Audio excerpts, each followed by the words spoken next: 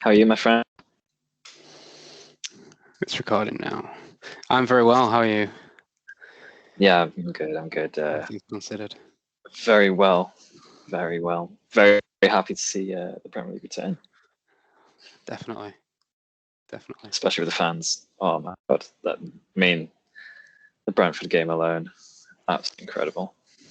Yeah, I think games like that benefit, don't they? When last season you might have seen a team like that just get pumped. Instead, you've got kind of energy to them. There was a lot of games last year, especially like when they call it Project Restart, don't they? But we're basically during the year when the Premier League came back, there was a lot of games where it felt just a bit like a training game, a bit like there wasn't that same energy, or I don't want passion, I guess. Yeah, just so many games as well. It's just like It was burnt. Yeah, it was all ridiculous, wasn't it? It wasn't spread out because there was no need for a 3 p.m. kickoff. So I suppose they just spread it out across the broadcasters. But yeah, it just meant you watch the game every single night. which became tiresome, which is weird considering how much we love football. Yeah. But we're back, baby. There's too much of a good thing, but yeah, no, definitely, and it's a nice way to come back. It doesn't feel like too much, even though I've probably watched more football this weekend than I will most weekends. I kind of obviously watched the traditional curtain, not the traditional curtain raiser, the actual curtain raiser, the Brentford game, which was fantastic. Yeah. Speaking of Brentford, I think we both had them in relegation candidates. Oh yeah, we should 3 predictions. Yeah, we should probably go into that. So we did a pilot episode last week after the Community Shield game and went through our predictions, and we just kind of went into it a bit. I suppose it was like really lengthy, kind of over analysed it, and so we kind of wanted to start this, didn't we, with our top 6 and our relegation candidates. And well, since we mentioned Brentford, do you want to start with who we've got for relegation? Yeah, I think relegation is best off first because we've both got Brentford in our bottom 3. I feel so bad for this. I'm sorry, Brentford fans, because watching that game, I was like, oh my God, these fans deserve this. Yeah, for me, they finish 18th. I'm so sorry. Yeah. Do you want to just read out your 3? Mine, yeah. Wow, so, okay, so number 18, Brentford, then cannon fodder Norwich in 19th, absolutely. And another club who surprised me this weekend, Watford in 20th. Really surprised me against Villa. We've basically gone the 3 that come up go straight back down, haven't we? And it always feels a bit of a shame because you want one to come up and kind of really cement themselves, or at least do something really exciting. But I've gone for the same 3. I've gone 18th Norwich, 19th Watford, 20th Brentford, and it's kind of watching the full build-up and kind of the history around Brentford and what they've done to get to where they are and the way they play, and actually watching Ivan Toney, who is brilliant.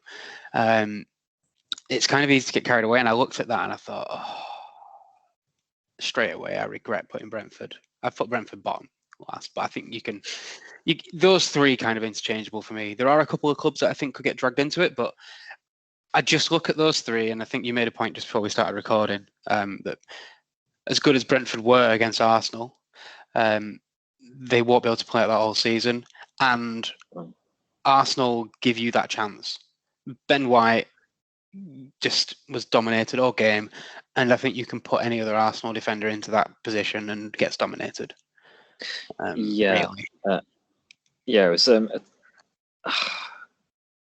almost a typical Arsenal away performance, and there was it's big pressure opening game of the season, I think, and especially for Arsenal because they haven't recruited properly, in my opinion, and to expel those kind of myths and demons around the club, and it completely failed to do so.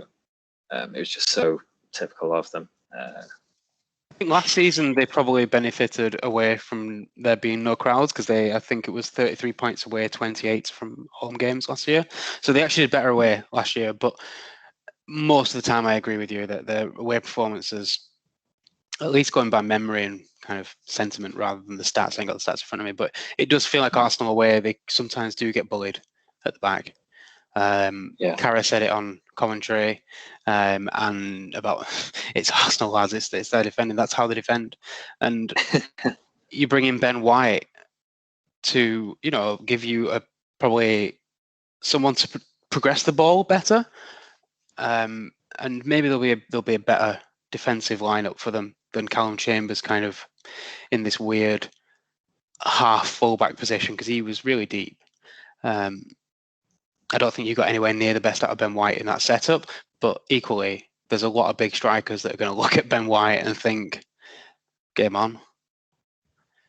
Yeah, especially with Pablo Mari next to him.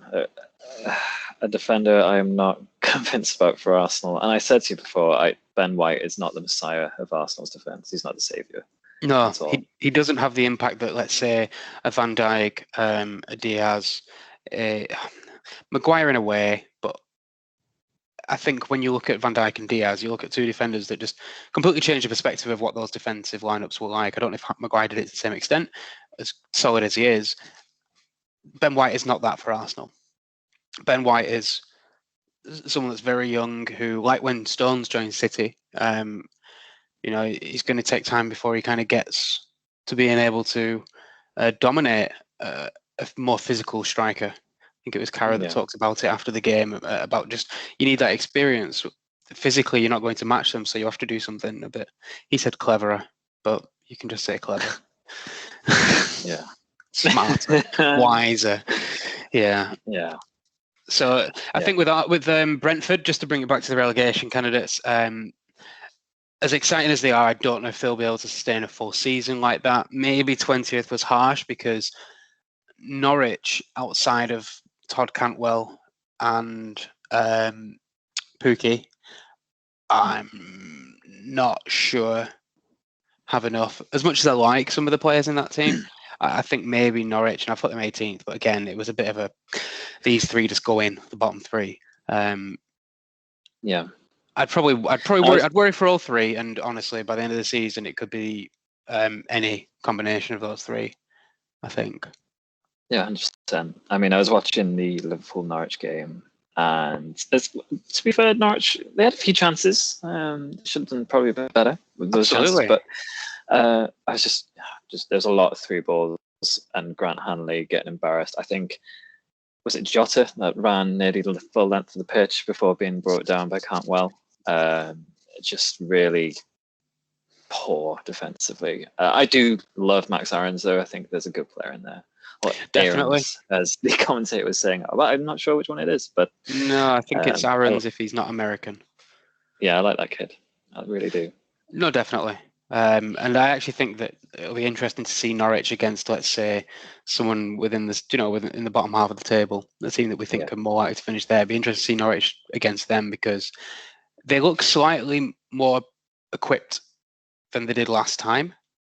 At least from what I watched, and it's only one game, and I didn't watch that much of them last time. But I liked Todd Cantwell last time. He seems a lot better. He seems to have really gone up a gear since I last watched him in the Prem. Again, just the same thing with Watford and Norwich and Brentford. I don't think they'll have anything for the full season. I think by the end of it, it will be who can kind of be still fairly steady towards the end of the season that might have a chance of, of sneaking out of the relegation, depending on how some of the other teams around there do. And just to mention a couple of those, I think Southampton and Brighton are two teams that could easily end up in that conversation if they're not careful. Yeah, I think I'd lump Palace in there as well. That's an interesting one because I think it's going to be, I mentioned obviously it takes a little bit of time for a player to kind of get going, I think before we start recording, but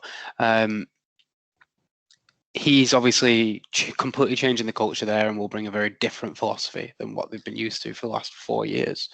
So that'll take time. It's whether he gets the time and shows enough promise, I think, in the first. Well, De Boer only got, 4 games? God, not long. Yeah. And that was a similar thing, trying to change the philosophy and move them to be more possession based, and that'll be interesting whether they get the time. I think Palace can go either way, but I think Brighton and Southampton are already. I look at those teams and there's big concerns about their ability to stay out of that fight. Yeah. For relegation. Yeah, like I was in shock when Ings left for Villa. I can't believe it, but really, yeah. I mean, there was a lot of talk at the start of the summer about Ings going. There was talk about him going to City, to Liverpool. I'm not surprised he went. Yeah, no, I'm not surprised he went, but also no disrespect to Villa, they're a huge club historically. But yeah, for him to buy into Villa's vision, obviously they are money bags Villa at the moment. I think it's a really good project at Villa. I think they're going places definitely. They're obviously a blip against Watford, I think. I mean, they didn't really get going until the second half, God. But yeah. I totally agree with you. Southampton, I think, are in the danger zone this season. Yeah, no, definitely. And then, so that's kind of the bottom of the table. If there's one of those three, do we agree Brentford probably the one of the three that get out of there? If one of them do survive? If they can sustain that kind of level of performance against Arsenal across the season, then I don't see why not at all. I thought they were really buzzing after that game.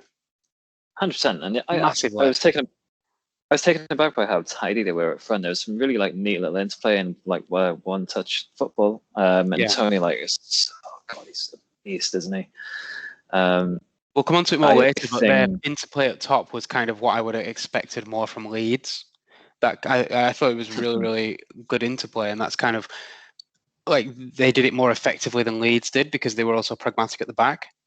So then when they got their chances, obviously, I don't think Bamford is anywhere near the target man or focal point that Tony is, but still a good player.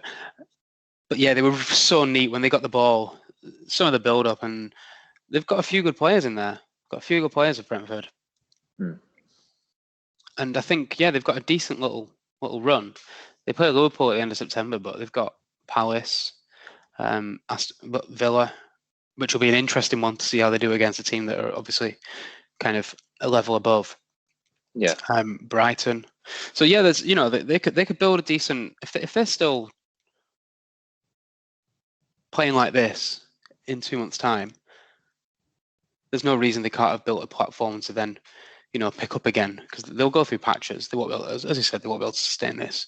Yeah, I think of the two kind of most successful and most established Premier League sides since they come up in recent years, and I think of Wolves and I think of Leeds, and if they can defend like Wolves and attack like Leeds, I think they'll be fine. But that's a hell of a combo.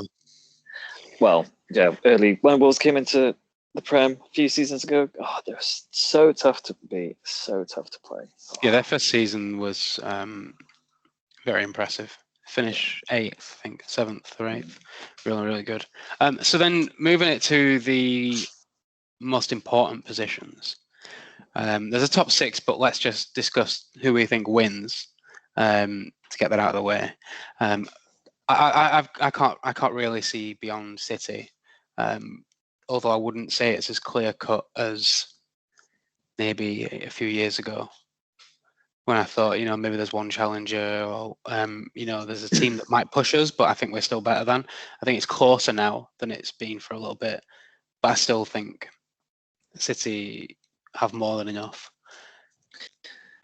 Yeah, I think if you look at your bench, that tells you a lot. The squad depth on that bench is unreal. Obviously, we decided our top 6 prior to this game week. I might have changed my mind. Yeah, I haven't let it go to my head this week. Maybe I did for a couple of hours. Yeah, changing it on the table. See, I'll get into it more later. But I'll keep it brief for the top 6. So I went with City as well, begrudgingly. Hurts to say, but like I said, your strength and depth is, I think, unparalleled in the Premier League at the moment. And then I'll just reel the rest off. I've gone with Manchester United in 2nd place, Chelsea in 3rd, Liverpool in 4th, Leicester in 5th, and Spurs in 6th. Yeah, I've pretty much, the only difference in mine is that I have Chelsea to be the closest to City, so they've got them in 2nd. I've got United in 3rd, Liverpool in 4th, Leicester 5th, Spurs 6th. I think we discussed this the other week, but I think there's 3 little groups there. So you've got City at the top, although I don't think it's, again, as I said before, I don't think it's a massive gap. But you've got City at the top, and then you've got Chelsea and United, who have both. I mean, the Lukaku signing changes their prospects even more, to the point that I'm like, oh God, with that recognised striker, they actually might now be a threat for the title. I thought it before, because I still thought they've got a really good team, and obviously they had our number 3 times in a row last season, so that puts a bit of doubt into my mind. But their signings are so good on top of a team that was already really set up well to have a title challenge. I still think United, I mean, look, there's 2 weeks left of the transfer window. There's no reason you can't get someone in that helps add to the squad, because that's the conversation around United for me, just how the squad depth, if there's a couple of injuries. And then I think you've got Liverpool and Leicester in another little group. Spurs are just kind of default. We've put them at 6th. It's because you just expect that no matter how bad a season they have, they'll still get 6th, right? This isn't a criticism of Spurs, but they're the best of the rest. Yeah, and I think they're close to kind of dropping out of that rest, especially if they lose Kane. But I think with or without Kane, they still finish 6th. Honestly, it's they're just kind of around that position, aren't they? But then I think Liverpool and Leicester are an interesting conversation as well, because Leicester's recruitment this summer has been really good. They have flirted with that top 4 2 seasons in a row now with Rodgers, and as long as they can keep all their best players this year, because there is talk about Tielemans, can they keep him? Obviously Vardy aging, can you get another good season out of him? I still think he guarantees you like 10 to 15 goals. Definitely. Yeah. So it's all about the rest kind of stepping up. Like Iheanacho, can he be the player that I think we wanted him to be at City? I think he can. I quite like him, but that'll be their question mark. Can they take it up another level? All the players that were there last season, can they rise another level? Because they'll be in the top 4 this season.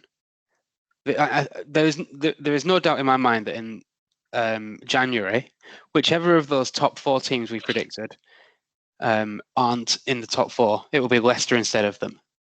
And I think one team will struggle. That's just most likely to happen. One team will have a season far beneath where you would expect them to. Based on this first match day, it's us. But it's City having a bad season.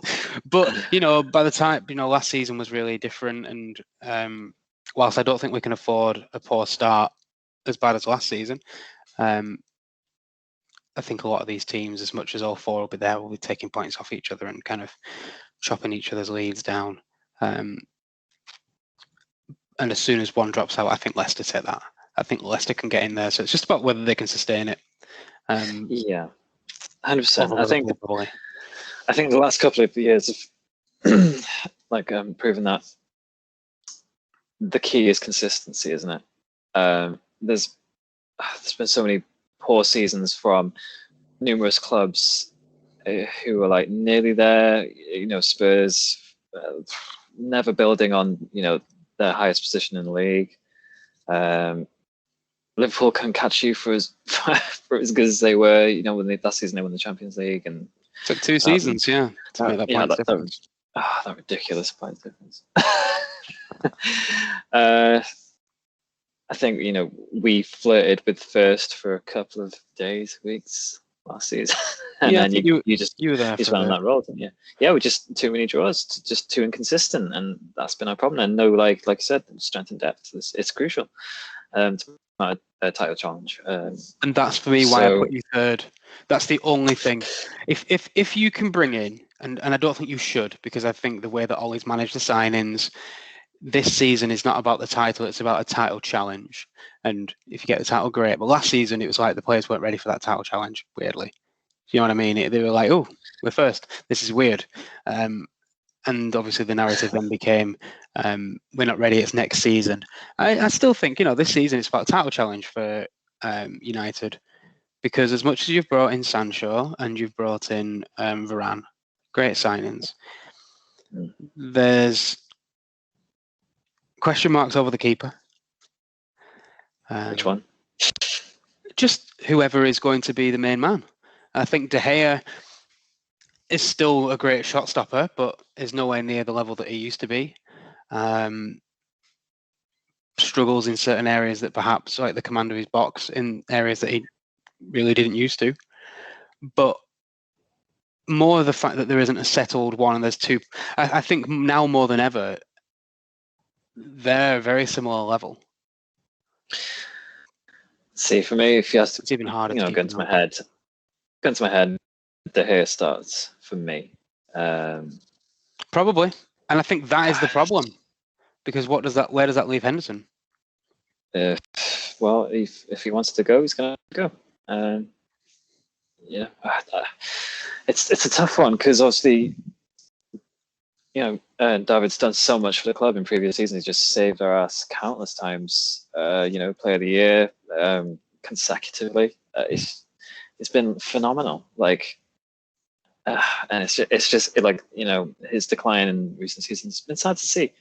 I just think he's just endeared more with the fans. I think there's a Joe Hart comparison to be made here. And I feel like as much as I don't think De Gea has dropped anywhere near by as far as Hart did by the end of his time with City, getting rid of Hart at the point that he did was a really tough decision, and one viewed very poorly by a lot of fans, based on sentiment. And the Bravo replacement didn't work straight away, but we needed a new keeper, and we're now in a position where we've got, I think, the best keeper in the league, but I think that can change. I think at one point Alisson was the best. They're both. Yeah, you've literally got the Brazilian coach's headache, haven't you? Is that Alisson? Yeah, which one is the better of the two, and it changes. It goes back and forth, and I would never get angry with someone who said Alisson or Edison, because I think they are both a cut above. But if we'd have stuck with the guy that had achieved everything with our club or had helped us to so much in the time that he'd been there and was such an icon in that period of time when we kind of don't have modern icons to look at, he was still removed, and it was the right decision probably 18, 24 months later. Because then we got this keeper that just changed it, and we suddenly felt, okay, our defence wasn't amazing that first season or two, but it felt a lot more stable with him behind. Yeah, you literally had the spawn of Manuel Neuer. The love child. Literally. Yeah, I get what you mean. It's a really tough decision for Ole, I think. I'm still not massively convinced on Henderson. I think there's huge qualities to his game, but there's one thing playing Sheffield United and there's one thing playing for Manchester United, and the expectations are much greater. I always throw it back to last season, and it's when Liverpool beat us in the league in the latter half of the season, and it's for the Salah goal, and he kind of just stood there, didn't really make a decision, didn't come out, and just kind of let him just hit it past him. I thought that was it for me. I wasn't sold on him because of one mistake. Not because of one mistake, just didn't feel like a Man United keeper. I don't know. Okay. Maybe a knee-jerk reaction for me, but for me, De Gea.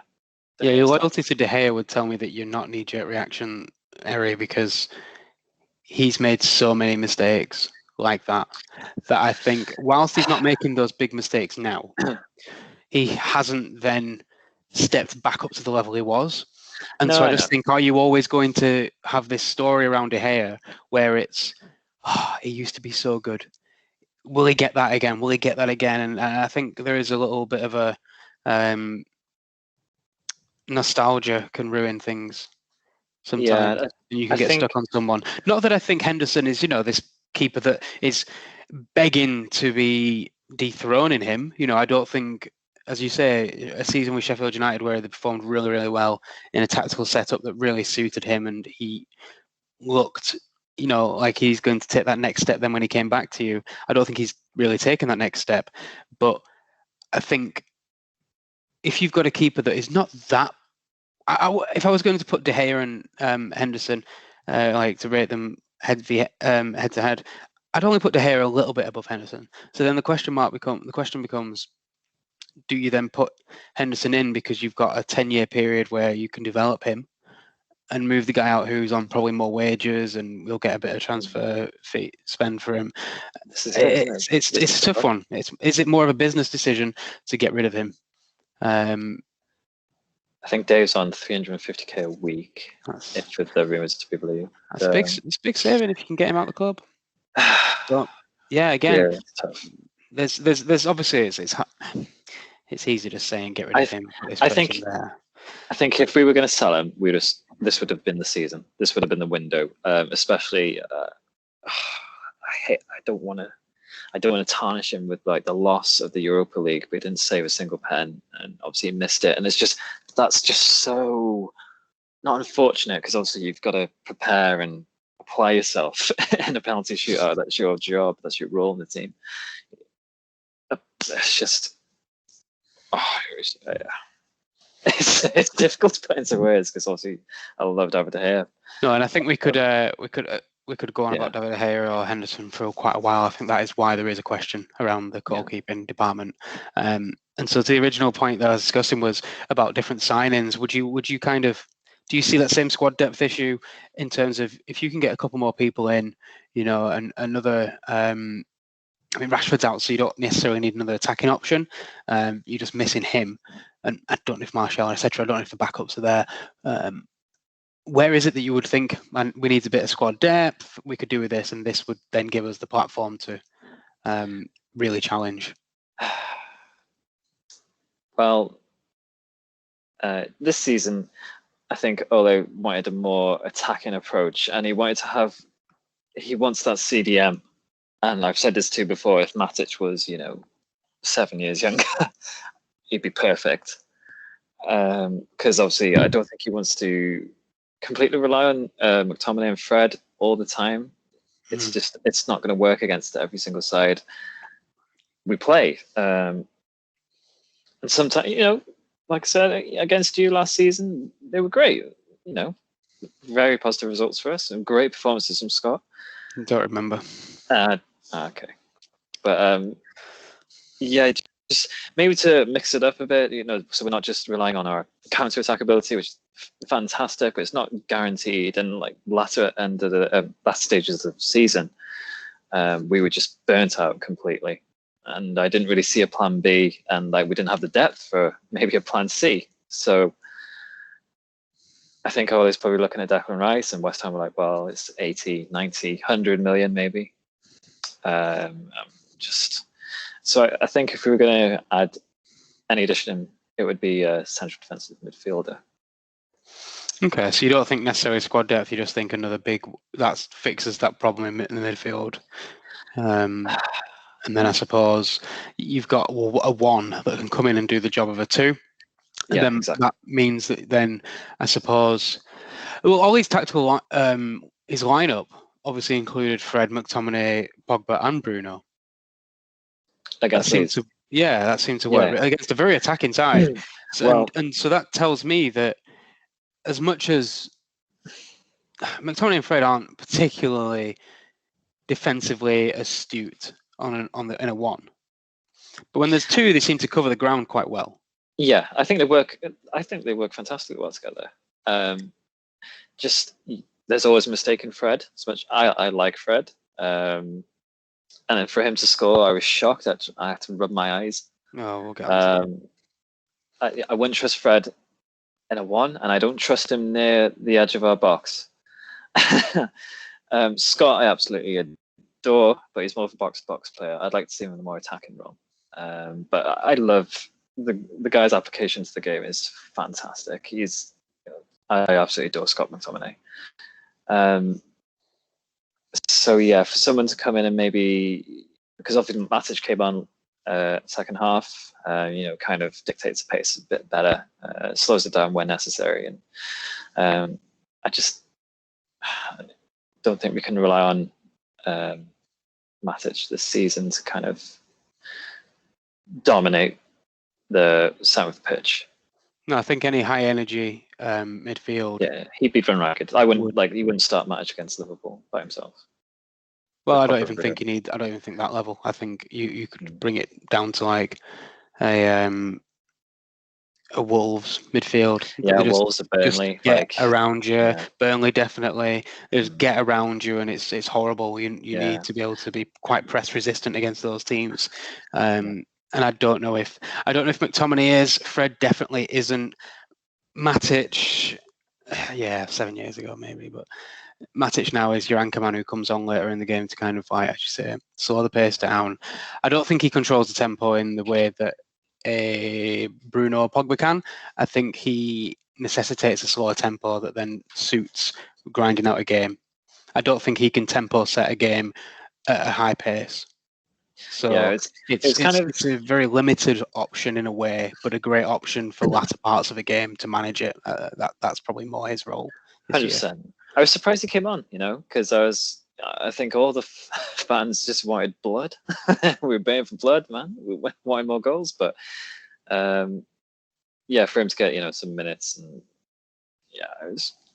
I understand the decision from Ole. But we can get to the game. I'm just going to talk about Matic in general. I think that's his option for this. That's his role for the season.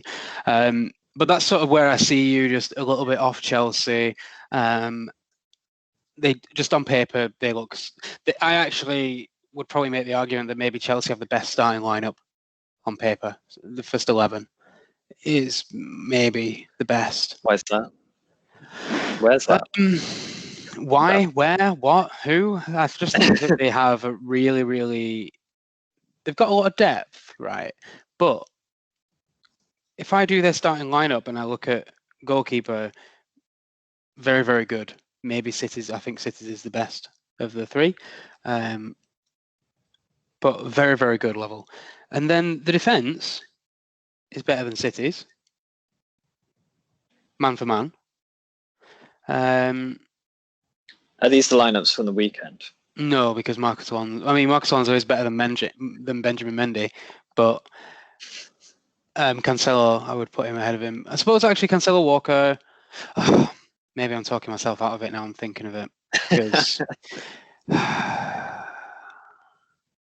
maybe their team works better. Maybe I'm just feeling defeatist against Chelsea, man. Maybe I need to not talk about Chelsea because I think if Chelsea if last season Chelsea beat us 2 of the games and then we beat them in the Champions League final, I think I'm sitting here saying like they're not a problem. Even with Lukaku, I'm saying they're not a problem.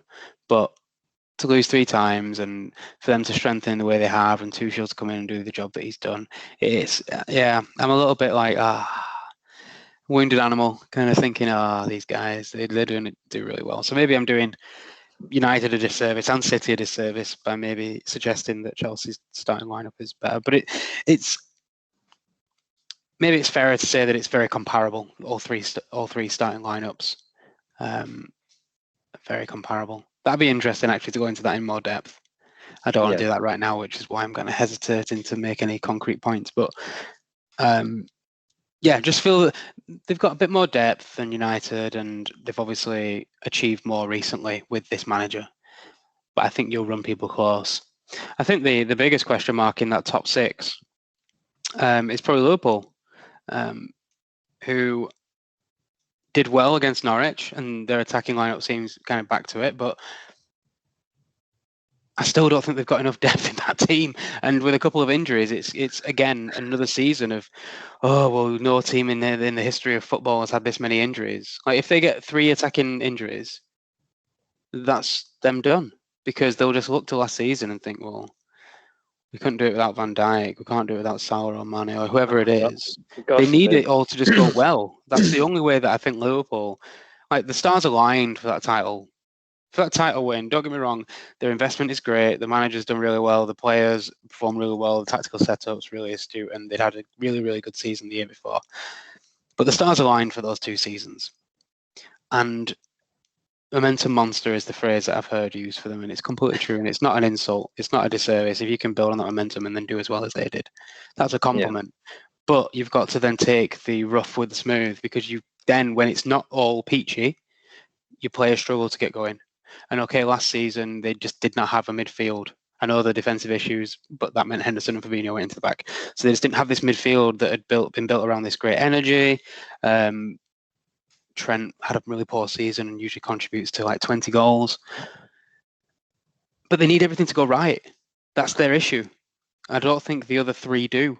I think the other 3 can have things go wrong and they go, well, swap him with him, put this person in there. I think the other 3 teams can all handle a few players out injured that are crucial to the team. United less so, but still would be able to put a good 11 together. Yeah, I agree. Especially with, well, I'm trying to think of Liverpool's recruitment this summer. I'm thinking, well, Konate, centre-back, and they've got like they've got a billion centre-backs now. Mate, they've got a myriad of centre-backs. It's absolutely insane.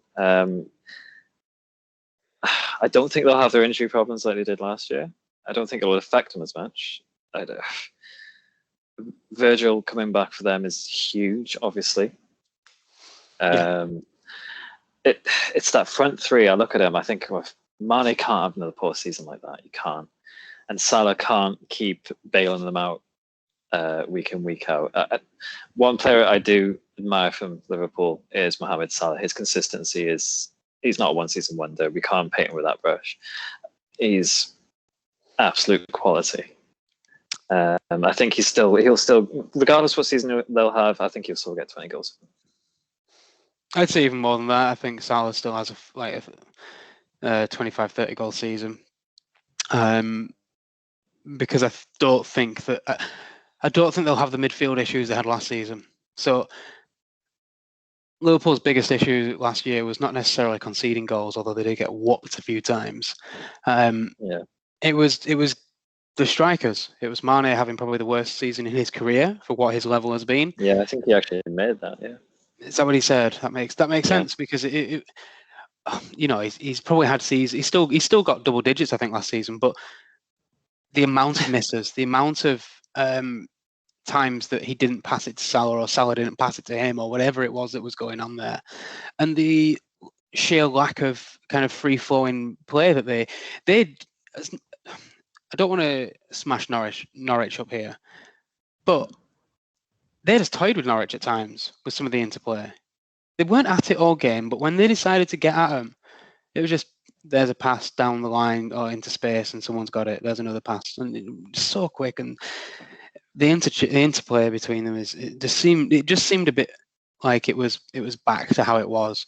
So if they can keep everyone fit and build momentum, they'll be fine. But because if Salah gets injured, oh God, yeah, which I hope doesn't happen, but I just mean that I still don't think they've got enough options in backup for anything going wrong. Yeah, I was thinking to myself, well, if take all the teams in top 4 and the front 3 that are, if they're firing on all cylinders, who scores the most goals? It's Liverpool. Front 3 of the top 4. It is Liverpool. So would you say Harry Kane? Can I have him yet? No. Okay. We don't know where he is. So having a medical in some secret base. Yeah, I think so, because it's unfair for City at the moment, because I say unfair, I don't mean unfair. It's harder to judge for City at the moment because you would say Sterling, Mahrez, Torres. I think you would pick them. That's City starting 3. obviously our goals come from everywhere, so we don't play like with a front three as such anymore. That traditional front three, but where there's been a attacking trio of players. Liverpool have the closest to that, although Firmino still isn't quite that.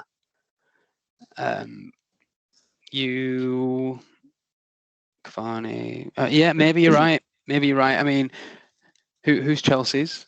Would it be probably Lukaku, Havertz, Pulisic? Pulisic? Oh yeah. They've got good. They play a 4. They play a 4, don't they? Really? Yeah. With Mount, probably behind Lukaku. It's hard. Yeah, that's a difficult one to dispute. I think I'd have to agree with that, but mostly because the other teams don't play. I think if you say they're attacking outlet, who scores more goals? That's, I think, Chelsea or City. But yeah, in terms of the front three, if firing on all cylinders, yeah, probably. Oof. Okay, well. Just because you scored 5 against I wasn't going to bring Bruno and Pogba into the mix, but I think you can't bring Pogba into the mix for a full season in terms of goal totals in this conversation.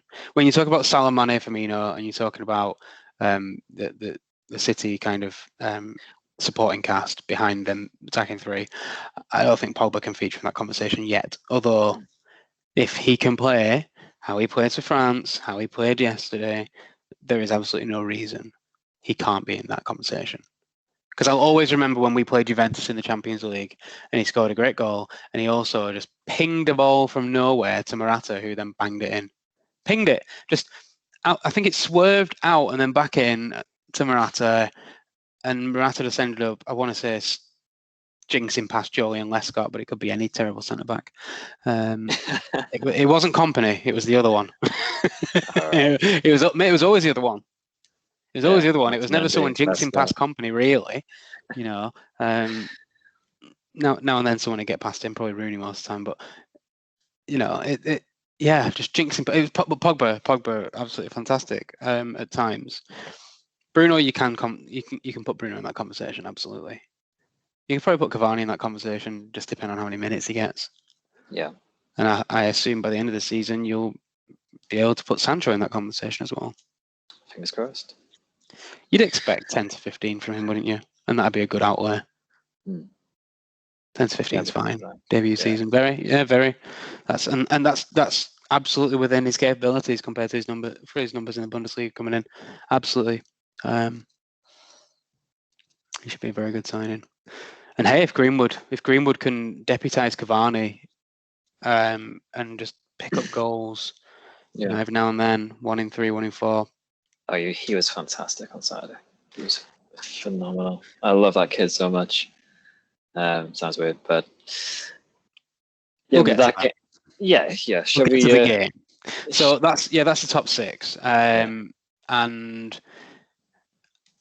the only other thing I wanted to ask you was: is there a team that you think can have?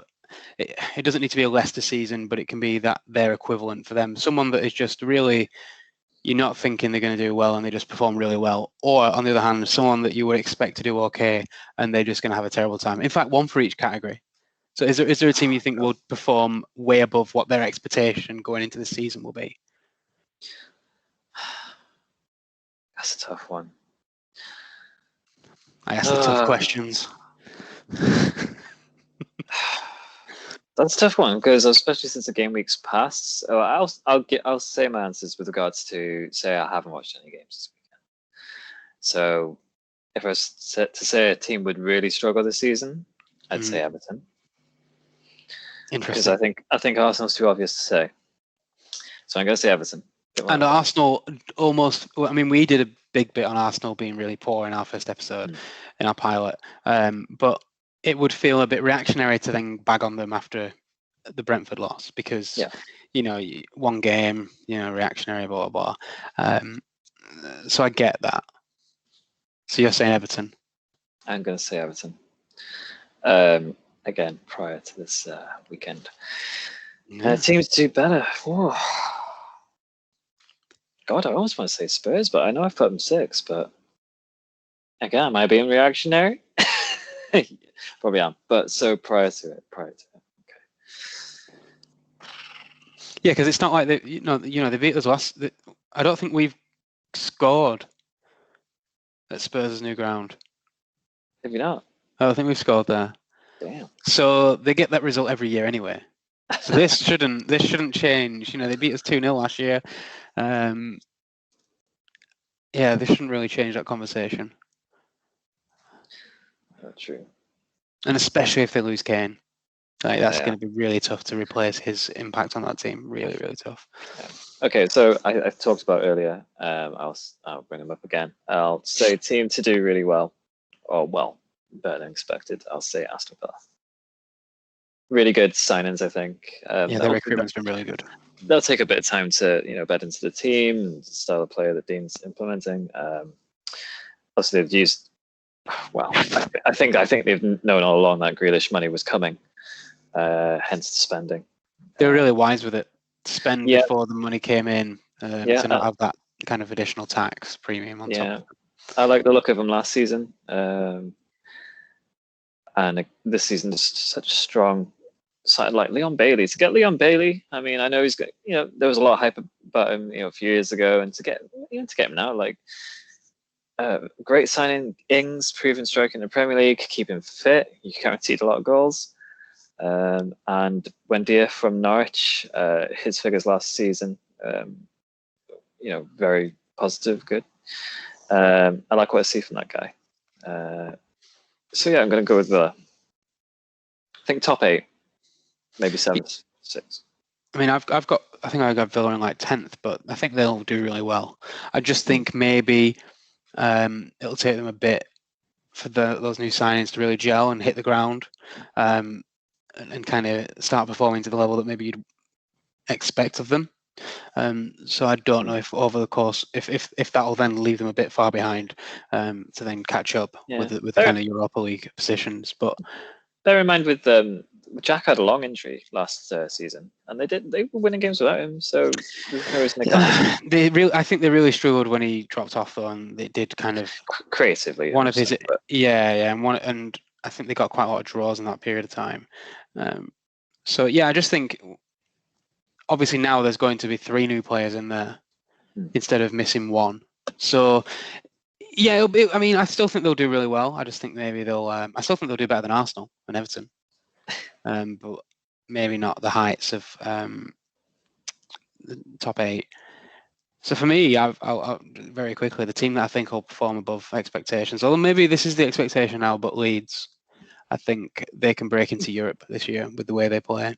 You think? Even getting pumped by a new lot. I need to say pumped. Yeah, because and they really did. They were so open and they were so defensively naive. But over the course of a season, as we saw last year, that does produce positive results for them. And there'll be teams that they'll play like that against, and they'll take the 2 chances they get, and then the momentum will carry them through. They should have, I'll go into it more, but they should have done better than they did, and in many games will do better. So I've got them 7th, and I think they'll do really well. And the team that I think will do way beneath what people's standards are is Arsenal. And I know I won't go into them too hard, but I just don't see much there. I think top 10 finish is a great finish for them. I really do. Fair. I believe that. I believe. But same for Everton. I think a top 10 finish for Everton will be a good achievement.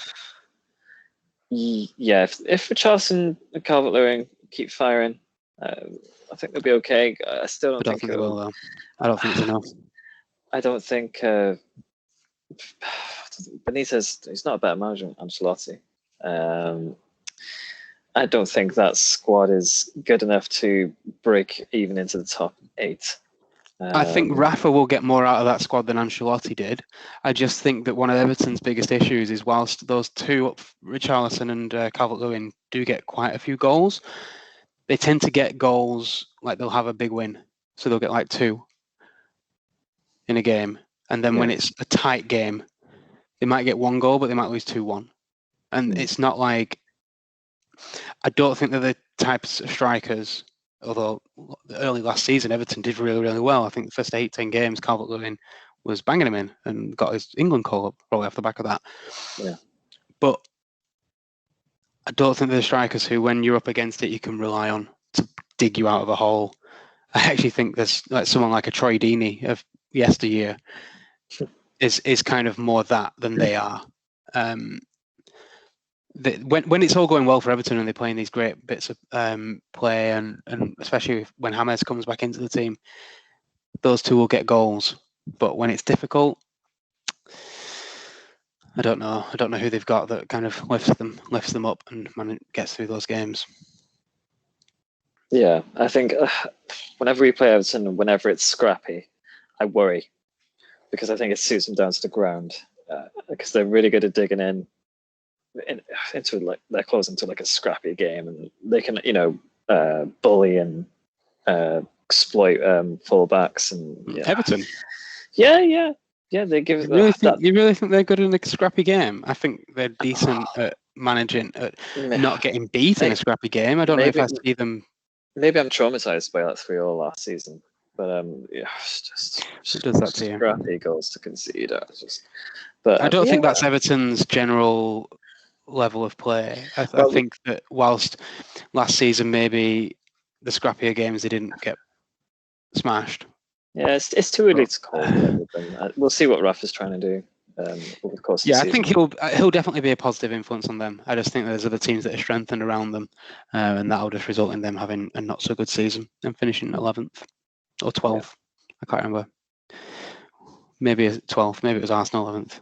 Everton 12th. So yeah. Any other kind of pre-season talk, despite the games having already the first 10 games having already played? 9 games, 10 and 9. No, we can move on.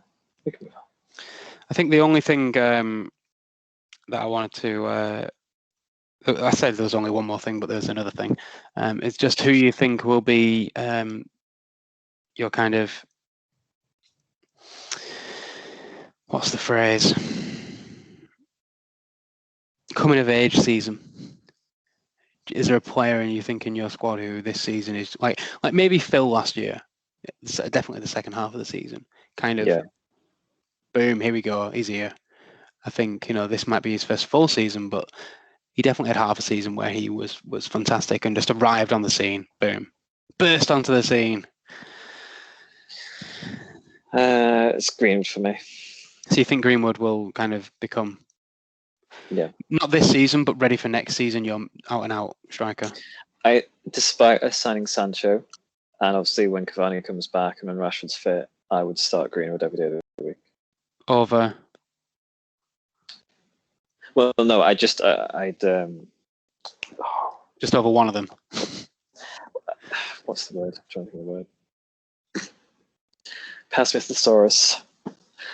I'd cater for him. I would cater for Greenwood to start in every game. I really would. I think he's special. That concerns me that you don't have an out-and-out position in mind for him, though, that he would start above X. Well, he was starting against Leeds. He started up front, and then the kind of front three kind of interchange, and then Bruno pushes up a bit more, and Pogba, I think he had. He started out on the left, and then kind of drifted into this free role, and then kind of it was worked out really well. But I think when Cavani's back, it's like you said, Cavani will not get. He's not going to play every game. No. Rashford's out for a considerable amount of time. Martial is still question marks over for me, which is insane considering how long he's been at the club. Jadon's got to have time to, adjust to the pace of the Premier League. Well, I suppose that's a cliche, but you know what I mean, into the style of play. I think Greenwood is more of a sure thing for United. And no disrespect to Dan James, our record with Dan James starting games is actually insane. But our win record, I should say. Mason. I think you would benefit from Dan James probably going on loan somewhere. I just think Mason, his best role this season would be as deputy to Cavani. I don't think you shoehorn him into your left or right wings. I think the games he plays up top. I think he manages minutes. He doesn't play every single game. But he plays up top, and he just gets used to that striker role instead of messing around with him left here, right there, up top now and then, substitute appearance. His goal came from the left flank. on Saturday. You can have that rotation in the team. That's not an issue, and especially if you're going to be playing Pogba as your left auxiliary winger, well, he's going to be dropping in and kind of playing more like an advanced playmaker. So you don't have to drift wide, meaning that Bruno can then go middle. What I mean is his starting position, and if Cavani's in the team, yes, he might drift wide, but there will not be that space in the middle to interchange with Cavani, because Cavani will occasionally drift right, but he's still looking to be that main focal point. So I'm not saying they can't play together; they absolutely can. But that I would be looking at Greenwood and thinking, right, I want to prep you to be our main striker.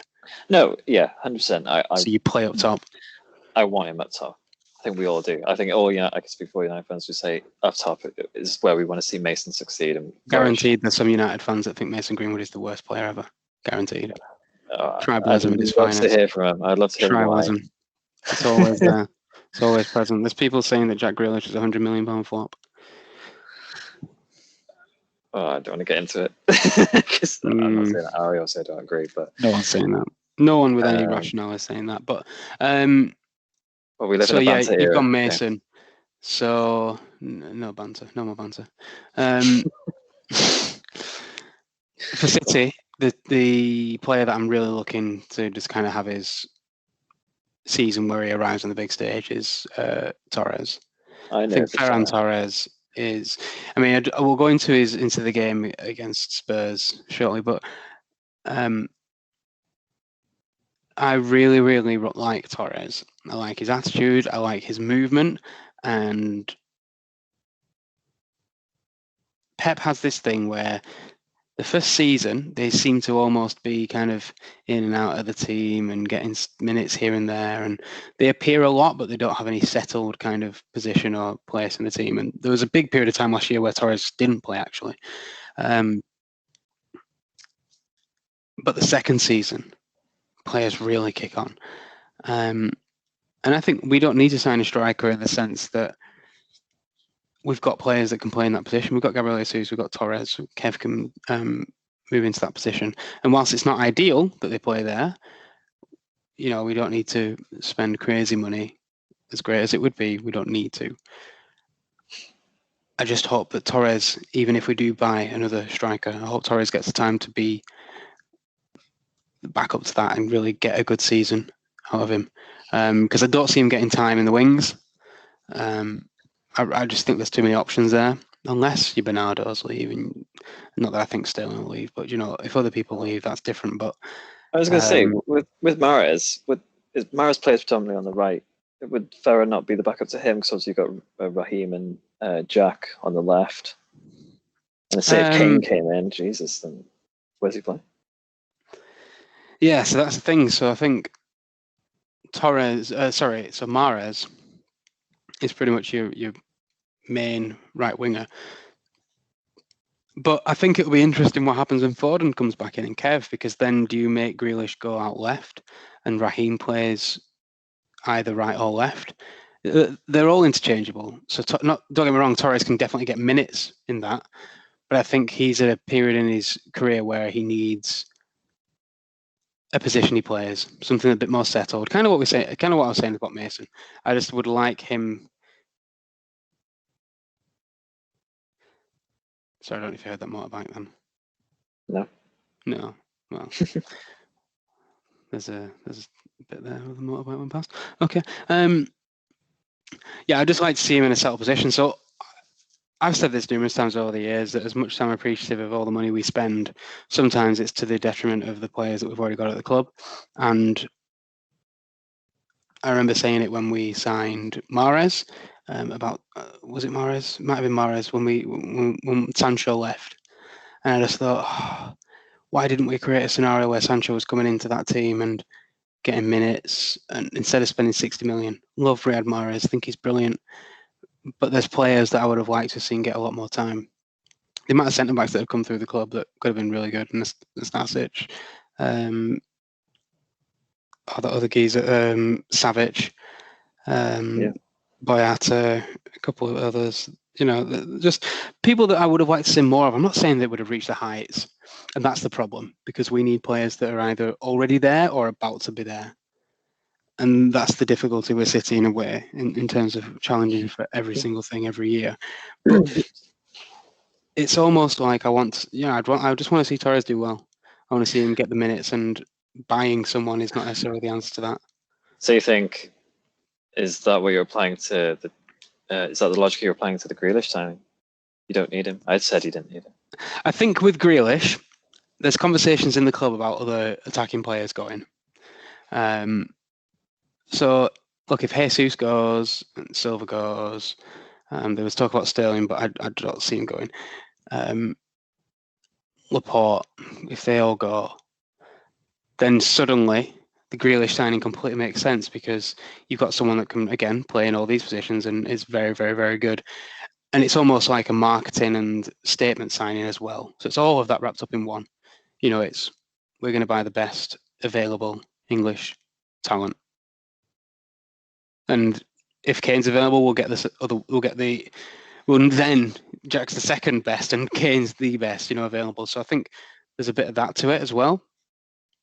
Like a marketing, the PR side of it to Grealish coming in. But also all those players get a lift from Grealish joining the club. Really? So it's just a cliche. Yeah. I'd be annoyed if I was Phil Foden. No, you see Jack Grealish come in and you think, awesome. More competition, great. Everyone's going to play. And I think there's an understanding that everyone's going to, have to rotate in and around. And I still think everyone will get enough minutes. Because I do think a few people will leave before the end of the transfer window. How long to go? In 2 weeks. It's a tough one. You just got so many good options. I think young footballers, more sort of younger players, are so impatient nowadays. If they're not representing, if not getting called up to their national team, I think that's when the patience kind of wears a bit thinner. But again, like that's kind of an assumption. But I was surprised to see him start today, to be honest. But there's no doubt he's a quality player. And look, if Jack had pulled on a red shirt, I would not be given one single care in the world. You know what I mean? So, yeah, fantastic signing, fantastic player. I really like Jack. Just a bit bitter now. Not bitter, but I was just going to make a point on what you said about boy. Not playing for the national team. I think Jadon Sancho would have played more minutes at the World Cup if he had stayed with City. You think? Don't you? If you don't play in the Premier League, do you get that many minutes? You got to picture Jadon hitting the numbers, his Dortmund numbers at City though, and kind of getting he'd kind of be in the same scenario as Phil. He'd probably be nearly a fully fledged first team player now. If Foden didn't pick up any injuries, I think and some of the tactical setups that he went for, I think Foden would have played more. Injuries, that COVID thing or whatever it was. There was just a couple of things that stopped him playing. I think, again, Grealish, if Grealish would have been playing for City, I think he would have thought, I probably would have got more minutes. Obviously, you don't know, but I just think that there is a little bit of a bias. And again, Sancho, now that he's at United, will become an England starter regular. He just will. Because he's playing at the top level and he'll prove it. Whereas, as much as I don't think there should be a punishment to playing for Dortmund and getting those numbers, I actually think that both Bellingham and Sancho probably could have featured more than they did. No disrespect to Calvin Phillips, but I'd be putting Bellingham in there with Rice if I ain't got Henderson available. Well, in terms of just talent, but yeah. No, 100%. But that's another conversation. And as a Welshman, I don't really want to have. So. No, that's fine. Well, you did well a few years ago, didn't you? Yes. Yeah. Best. So I guess that's our season predictions. Do we want to talk about Messi or do we not care? And we'll talk about him in the future when he plays his first game. I mean, if he moved anywhere interesting, maybe I'd talk about it. But it is. Do you know, it might be the best. Someone said it's the best transfer window any team has ever had. I think they've created, on paper, the best team in world football. It's like a Galactico lineup, isn't it? Yeah, it's thing is just compared to Real Madrid's Galacticos. I think there's more competition against Madrid, wasn't there, from La Liga? I think there's. God, I want to say almost all disrespect to the league, but I'm only joking. They've got absolutely zero excuses not to win the league. Well, especially after Lille got smashed by Nice. Was it 4-0? Christ. Yeah. Wow. Lille's former manager has joined Nice and pasted him. This pasted him, yeah. Dolberg got 2. Dolberg plays for Nice, which I didn't realise. Ah, nice. So that's a very good signing. Well, a good game. Yeah. You know me, I've been talking about Kasper Dolberg for years, waiting for the scene, and thought he might do it a bit earlier, with Ajax, but yeah, could do well at Nice. I mean, not that anyone cares. It literally doesn't matter, does it? If you maybe this is being narrow-minded from an English perspective, or from a British perspective, Premier League mentality. Is anyone really talking about Lille? Or is it more, I can't believe PSG didn't win? No. Like when Monaco won it, there was a lot of talk about that team. A lot of talk. They had a phenomenal season. Rightly so, yeah.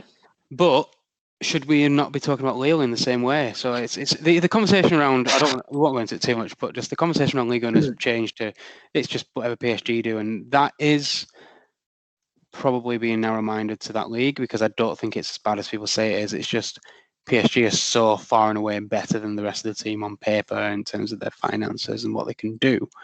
100%, that's the problem, isn't it? That you can, there's massive, like people say, well, but they didn't win the league last year. Okay, they didn't win the league last year, and that's down to the mentality of the players.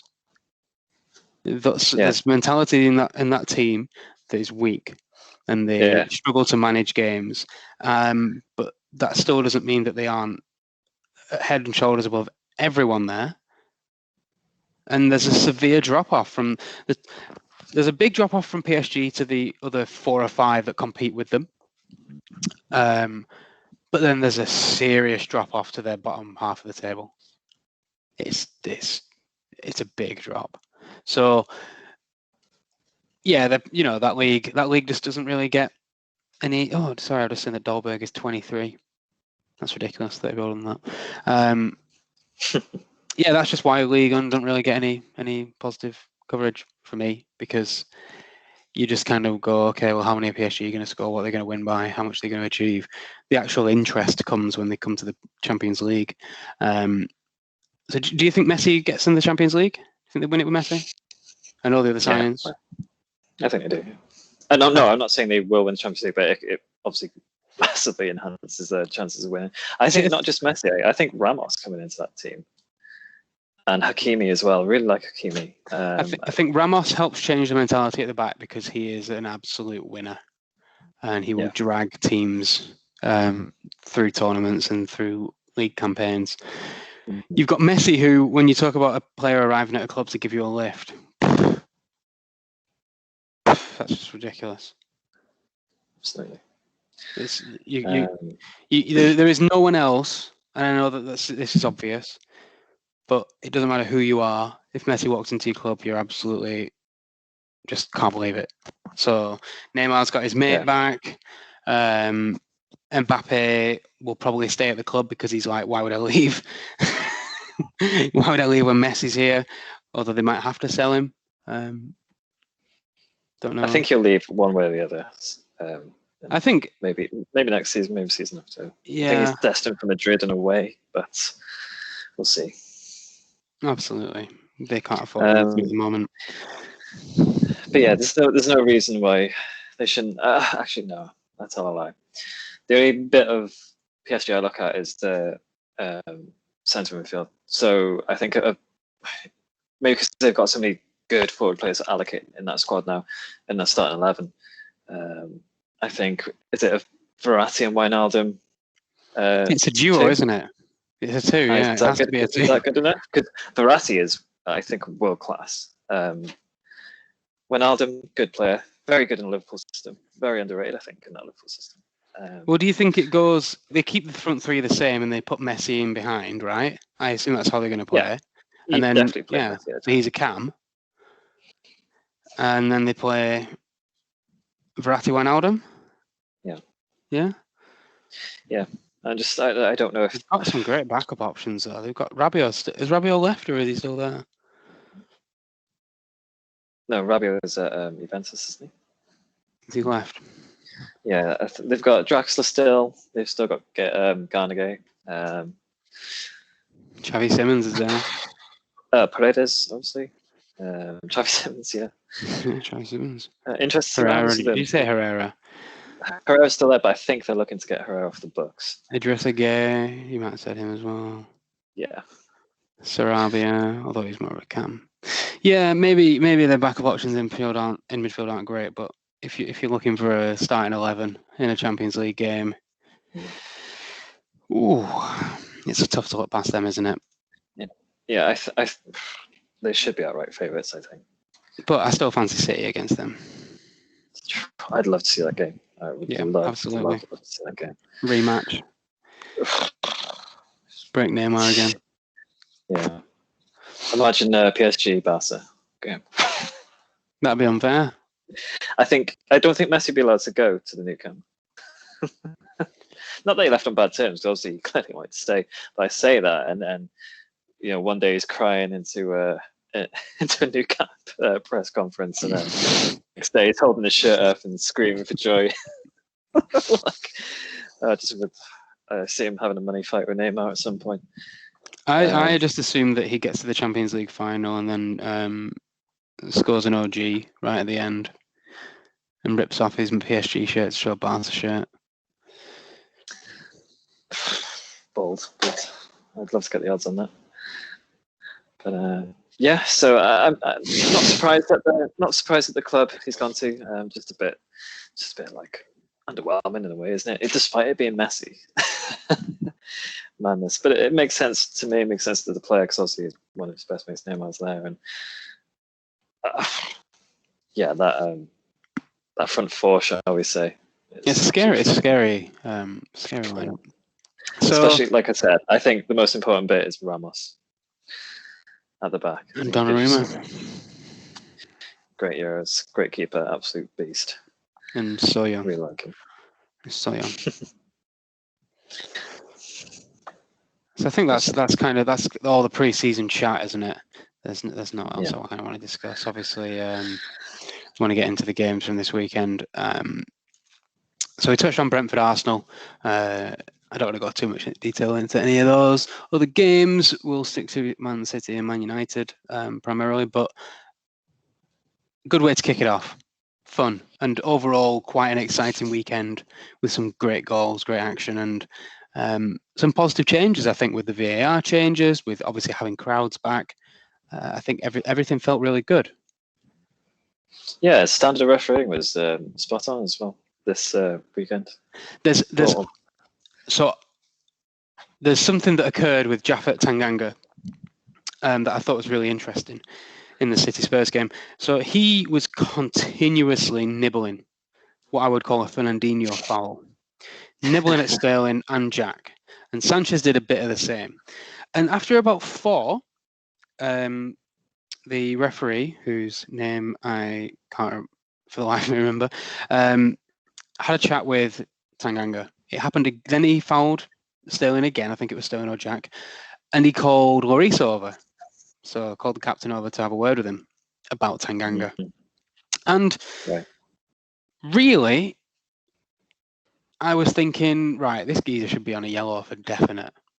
But I think that's just the way that modern football has made me feel, because I'm so expectant, and you feel like you've been wronged when you don't get a yellow, when your player doesn't get a yellow, earn a yellow card for the opposition player. Yeah. But really, it helps the flow of the game so much. I think I saw it in the Leeds game, the United Leeds game. I saw it in the Brentford Arsenal game, and in the City Spurs game. The referee's just letting things go a bit more than normal, not booking people, and Don't get me wrong. I'm not happy that last season we didn't get a yellow. We would have got a yellow for those constant fouls, which would have meant that he couldn't play in the same way going forward. But the game loses something by it. So I think from a neutral perspective, yeah, as you say, the refereeing standard was a lot higher. And there was a Salah incident actually in the Liverpool Norwich game where he kind of got a touch in the box. He got touched or he just hit someone or whatever. Last season, absolutely, that would have been a pen. Absolutely. And it wasn't, and it shouldn't have been. So it was like, yeah, good. Much better. Yeah, 100%. If Salah's not getting pens, I'm happy. You might get less pens. That would be fine. Yeah, we'll see. Look, it's only for the good of the league. You make a really good point about maybe kind of expecting bookings more, because you do find yourself, if your player's brought down or goes down, you think, hey ref, come on, and then you see the replay up, and I think this time, maybe not. Yeah. I think especially for totting up, there is a mentality around, well, you're only allowed to make 3 kind of normal fouls before you get booked. Yeah. That's sort of my thought process. As soon as you've done 3, you get a yellow. But should that be the case? Okay, you can't just go around doing minimal challenges and taking them out every time. But at the same time, that is a part of the game. And it's also a part of, let's say, Jack Grealish's game or Hazard's game to draw that foul. Yeah. So, yeah, I don't think anything that removes stoppages and yellows for kind of innocuous challenges is a bad thing. But yeah, just that expectation will take a little bit for people to get used to. Like, oh, okay, that's not a yellow, or that's not a foul, or that's not a pen. All those things. As long as that consistency, would say it's cynical fouls. As long as cynical fouls are punished, and you're last man, just as long as it's by the book, I think there'll be no problems. Yeah, if you Chiellini slam someone, then it's a red card. Yeah, 100%. No, we don't think that. You get a red card and you get a trophy. And then I woke up. Sorry, man. One day it'll be coming home. So yeah, kind of onto the match. So yeah, Brentford, great start. Arsenal are getting relegated, and just for the hilarity that Arsenal Fan TV will be based on that. And then we got onto the real football, and Manchester United got to play Leeds United. Yeah. In a very good game. I was. See, I don't get confident going to games because the last, 9 years or so now, I think we've learned humility. So, and especially Leeds, we know how good they are on going forward and on the wings. They overload the wings. And they're just some absolutely wonderful attacking football. But we play absolutely wonderful counter-attacking football. And I thought, you mentioned this before, I thought they would have learned their lesson. But they have not learned their lesson. And like I said, they were defensively naive, absolutely played into our hands. We were up for the occasion. I think Varane coming out and being unveiled, I think that absolutely galvanized not only the fans, but the players too. I think Old Trafford was absolutely, bouncing. I absolutely love the atmosphere there. And and you mentioned this about Bruno, that he looked on it. Like there was that kind of attitude. You could just see it on the pitch for yourself. Like, yeah, I literally messaged you, didn't I? Like, I felt good. My stream was a couple of minutes behind real time, and I messaged you saying Bruno just looks. I can't remember what word I used, mid-balance, something like that. But he just more measured. His play was just so much more measured in the build-up in maybe the 10 minutes going into that, and then literally sent you that message, and then the notification on my phone came up saying Bruno scored. A minute later, then I get to see it's a great ball into him, takes that touch and then slots it. He kind of he looks like he's got rid of that fog that was there with him last season, where he was still getting into good positions and still playing maybe the right ball, the Hollywood ball. There was a Now lot it more seems Hollywood balls measured. creeping in. I said, Yeah. I've mentioned this before. Bruno, I was so glad when Portugal got slammed out of the Euros. I was like, and he started. He started on the bench. I think the last 2 games he started on the bench, and I was like, thank God, because if anyone needs a rest, it's Bruno Fernandes, because that man's not only his legs were burnt out, but his brain was. Absolutely. He just wasn't as sharp with the ball and decision making as it was earlier in the season and obviously seasons before. It was just so obvious. But also we need him. Like, he's our Mr. Bloody Reliable. He's your talisman as well. He's the guy who is going to drag the team forward. Absolutely. Like, I used the word galvanised before. That man has galvanised the club. Yeah, he came in at a period of time where it was looking real doom and gloom, and he kind of has lit a spark, I think, that has carried on. But I suppose that definitely took a toll on him last season. So it's quite exciting, really, given the stats he got for a season that perhaps, you know, if it wasn't just him doing so much, you'd get more out of him. I think this season, if he can, you know, manage his minutes, manages how much he has to do in games, and he's got other people alongside him contributing, I think that's quite a exciting prospect for you to have, like a fully ready to go Bruno Fernandes. Yeah, I think that's actually crucial for our season. And I'll touch back to my top 6 predictions, and I'll tell you why I put United second. I think United fully expect to mount a title challenge. Don't think we'll get it across the line, but I think we'll be right up there. I think we'll be right up whoever's in, well, probably likely your arse.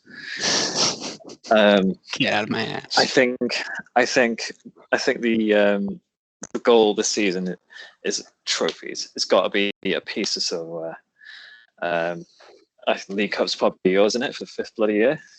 I mean, that's Pep's Cup. But Pep Cup. The Pep Cup. But you know what I mean. I think the silverware. It's so obvious to say in a way, because silverware should always be the goal at Manchester United.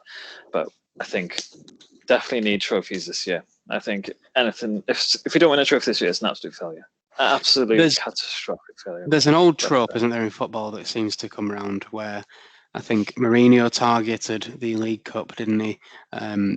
Our first FA Cup in 2010-11 season, and the Champions League for Liverpool. As much as that's a lot harder to get, that's why I paused in before I said Liverpool's Champions League. But a trophy comes before the league one. Usually, something sets you up and gets that team believing that we can win at the, maybe not the highest level for the League Cup, but the League Cup kind of whets your appetite a little bit for this season's still going. FA Cup, Champions League, or the title itself are all right at the end. So the League Cup is almost like a boost. The other 3 mentality changes. I think they really, really are important. I think Leicester have that boost coming into this season. I think there is now something in that team where you've got a couple of people that won a league title, an entire squad that won an FA Cup and have been challenged. I think that's a really positive thing. So, yeah, United, I think if you can win an FA Cup at the end of the season, or even still be in the top 2, conversation by the time the semi-final of the League Cup comes and United and City play each other in the League Cup semi-final. I think if you can then beat us, I think the team that beats City in the League Cup tournament is the team that wins the trophy. So if you can get that League Cup and get that mentality into the club, then that's the next step, isn't it? Excellent point, and that's why Ole was so disappointed with that Europa League final, because obviously he saw that as that ample opportunity to gauge what it's like to win a trophy and for success, that taste of success. You know what I mean? Silverware tastes so sweet, and to not get it last season was. I don't want to go into it too much, especially on pens. As you know, that hurts. But Chelsea got revenge for you, though. Chelsea avenged you. No, I don't care for Chelsea. Beat them on pens. Because I thought I saw that it went to pens. I didn't watch the game. Yeah. The European Super Cup, by the way, for anyone that's not. So Chelsea, Villarreal, Yeah. and it was when it went to Villarreal got the. I think Villarreal got the equaliser. Anyway, it's 1-1, goes to penalties, and I thought, oh god, here we go again. Villarreal going to do someone in pens, and yeah. Mate, if anything, that's more annoying. If anything, that's way more annoying. Than Villarreal don't win on pens. So now we're worse than both teams. Yeah, I think we can both take away from this that fuck Chelsea.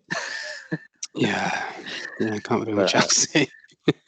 We're just annoyed, guys. So it's a compliment. It's a compliment to how Chelsea have kind of come back from being nice that you're here under Lampard to being a real threat again just 6 months later. That is a massive credit to Tuchel, who I think has had the biggest impact on a team since Klopp arrived. Because Pep arriving kind of made it maybe a more appealing project, and I don't want to say more exciting to watch, but there is an excitement factor massively still there because Pep's there. Although the football was great under Pellegrini, I can't complain about that. But the Klopp thing to Liverpool just changed the club massively. It just changed it so much. And Tuchel has done nearly did that to Spurs, didn't he? Yeah, I think just maybe Pochettino isn't the same level as Klopp or Tuchel. Otherwise, Spurs would have got across the line with something. Yeah. Should have won that Champions League final, but so I say almost. We'll get into that in a retro episode or something. So, yeah, brilliant performance. I mean, it's terrible from Leeds, naive. Yeah, they don't stop. You got to admire Leeds; they do not stop. I really love Rafinha at Leeds. I think he's quality. Very, very good player. Yeah. Harrison's quiet. I thought. I think Harrison was quiet. Yeah, pretty much anonymous most of the game. Luke Ayling, that's a great hit, but it should have been closed down. And I think Pogba got dispossessed. I mean, that's not, hindsight's a wonderful thing. Didn't matter in the end because obviously Paul pulls out for assist. But I think we saw the best of Pogba, probably his best performance in United shirt in a long time. I think you saw the absolute best of Pogba, but you also saw what can sometimes be a problem, which is his positioning, which brings us all the way back to a proper CDM and Varane being in there, because I think just that shows it up a little bit more in terms of the communication and how the backline can press or step up. That's Pogba's issue. That currently in that setup, he still needs to be able to be defensively sound and positionally aware. Especially when he's out on the left. You need to track back. And not can't lose possession too easily. But and just be there. He was phenomenal. Really be there. Yeah, definitely. Yeah, definitely. He was absolutely buzzing for him to get for us. And you look at his midfield partner and Bruno, like 3 goals. It was dreamland. It was a dream performance for United. Absolute pure fan service. I mean, Luke Ayling, that's an absolutely sensational hit. I don't think De Gea had any chance. No, it was a wonderful hit. It's a wonderful hit. I think probably they had a few chances that realistically, there's a Rafinha chance early on. There's a Rafinha chance later on when he's breaking into the box. There's a couple of Bamford runs that, a better run gets him into a very good position. There's one where I thought maybe he should have got the chance off. And they just didn't take anything, and everything did go quite your way. Do you think there's potential concern against a more defensively sound team? Because they're the teams that you came unstuck against last year more than the Leeds. I mean, the Leeds one last year, was it 3-3 or 5-3? It was a high-scoring game. I really can't remember. 6-2. Ridiculous. Yeah. And so they're not the games that you're going to, struggle to score.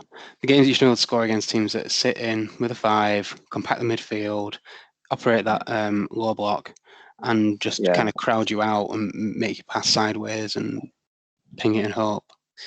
Yeah, that's our problem last season. It was, I think that's where we picked up so many of our draws, and especially from winning positions. Obviously, I think we were notorious for coming back after going a goal down and get a kick up the arse. Oh yeah, constantly. But yeah, far too many draws.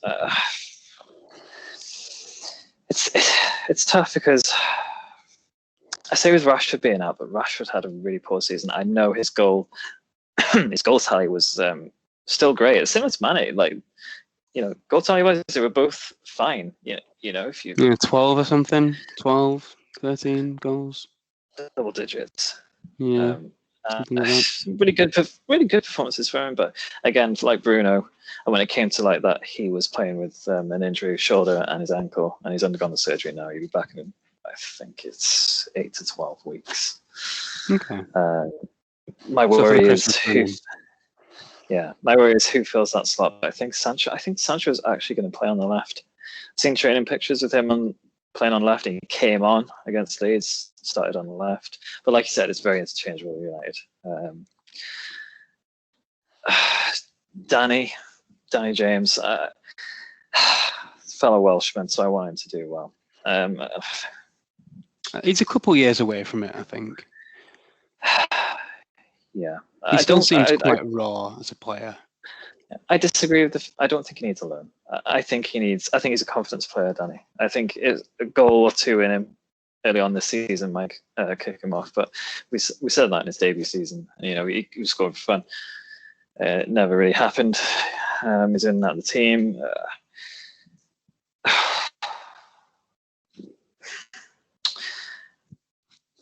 Personally, I think this is big question mark over Pogba's future. And I, for one, I want him to sign the contract. I don't want him to stay. I wouldn't sell him. I think, like you said, against the low block teams, I think Pogba's that man. We saw him spraying balls from deep for France in the Euros. That's what he's good at. He's got that killer pass. We saw that pass from Mason. Absolutely unreal. And obviously Bruno can do his thing. These are the games that you don't want to start McFred. Against low block teams, you only need that once CDM maybe to kind of stop any potential counter attacks or whatever. That's my concern going forward, because you don't want to. We found ourselves far too many times passing sideways, passing back. You get nowhere. You're just wasting time. So yeah, I think Pogba's the man to do that, but we would need someone who can, like a CDM, who could do it all. So Pogba and Bruno, they don't need to look backwards. They know there's a big man there. He's going to clean up everything. He's going to clean up all the plates, all the dirty washing. He's going to do it. So with a smile on his face. Exactly. Yeah. And talk of Declan Rice. I really like Declan Rice. I think he's quality. I think he will move, won't he? I think to a bigger club. No disrespect to West Ham. I think we've been priced out of that. I don't know if there's a point in the quick fix. If Rice is the end goal, then we'll get him next season and just see how we do here. But definitely, we need to pick up a cup. We need to pick up some silverware. I mean, that's. There was something I thought about during the pre-season in terms of transfers, really before you signed anyone, as much as we knew Sancho was happening and there was rumours about Varane. And I just thought, okay, if Man United go out and spend 250 million, let's say this summer, which is what City are proposed to be spending if we buy Grealish, okay? So Right. if you go out and spend 250 million, what does that look like? So it's 100 mil, basically, just a bit over, for Varane and Sancho. Yeah. So then it's 70 mil for Rice, apparently. Mm-hmm. And then let's say you bought a 70 mil, let's say you bought Hakimi instead of Wan-Bissaka. And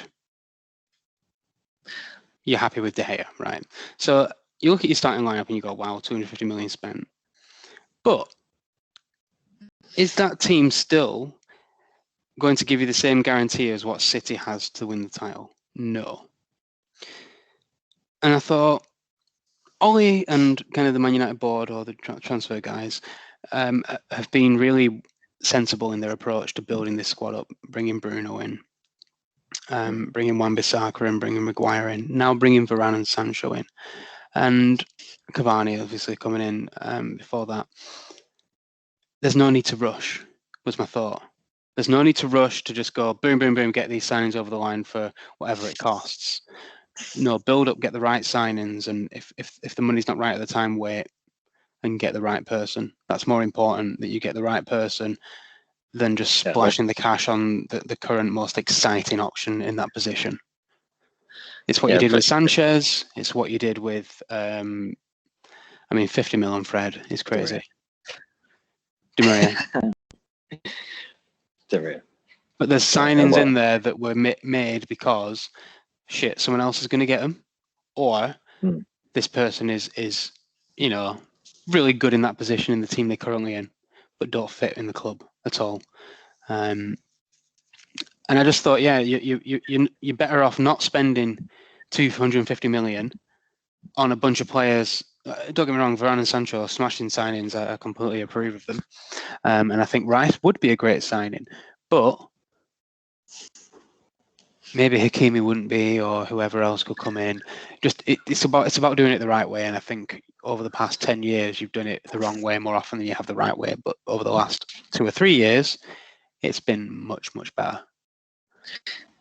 Yeah, I mean, I know it's purely hypothetical what you're saying, but I wouldn't bring Hakimi in to replace Wan-Bissaka because Wan-Bissaka does not need replacing. There was talk of Trippier coming in as backup and kind of having that kind of Telles Shaw knock-on effect. I don't know if I think that Trippier is coming in as a backup to Wan-Bissaka. Well, let's just say, I think there's question marks about Wan-Bissaka. I don't. More than there is about anyone else. I think he's the most disrespected player in the squad. I rate him, but he was absolutely phenomenal at Leeds, I thought. I think he might look erratic at times, but people forget how young he is. So much room for improvement, and I think with. But that's not the point. How much improvement there is there is not the point. My point was making your team at a point where you are able to win the title with the same confidence as City by spending the same amount of money. Having a good player that is a good player and will, over the next 5 years, perform very, very well for your club is true, but it's not the point. I'm saying if you went out and spent 250 million, whatever that looks like, to build a squad to compete with City, when you've tried to do that in the past to compete with City, the last 8 years, it's not worked out well. But when you've just gone, this is the business we're doing, this is when we're doing it. Oh, we can't get Sancho this summer. No worries. Can't get him this transfer window. No worries. We'll get him. Don't worry. That is better, a far superior approach. Yeah. I'm just saying it's better to continue that way than it is to just go, right, Rice, 70 mil, because Rice is very exciting in that position and I think he offers a lot, but I don't know if his defensive attributes, I think you need someone that's more defensive than he is in that position. I think he's more of a McTominay, but a defensive McTominay. So it'd be great in a team. I don't disagree with you. I don't disagree with that point.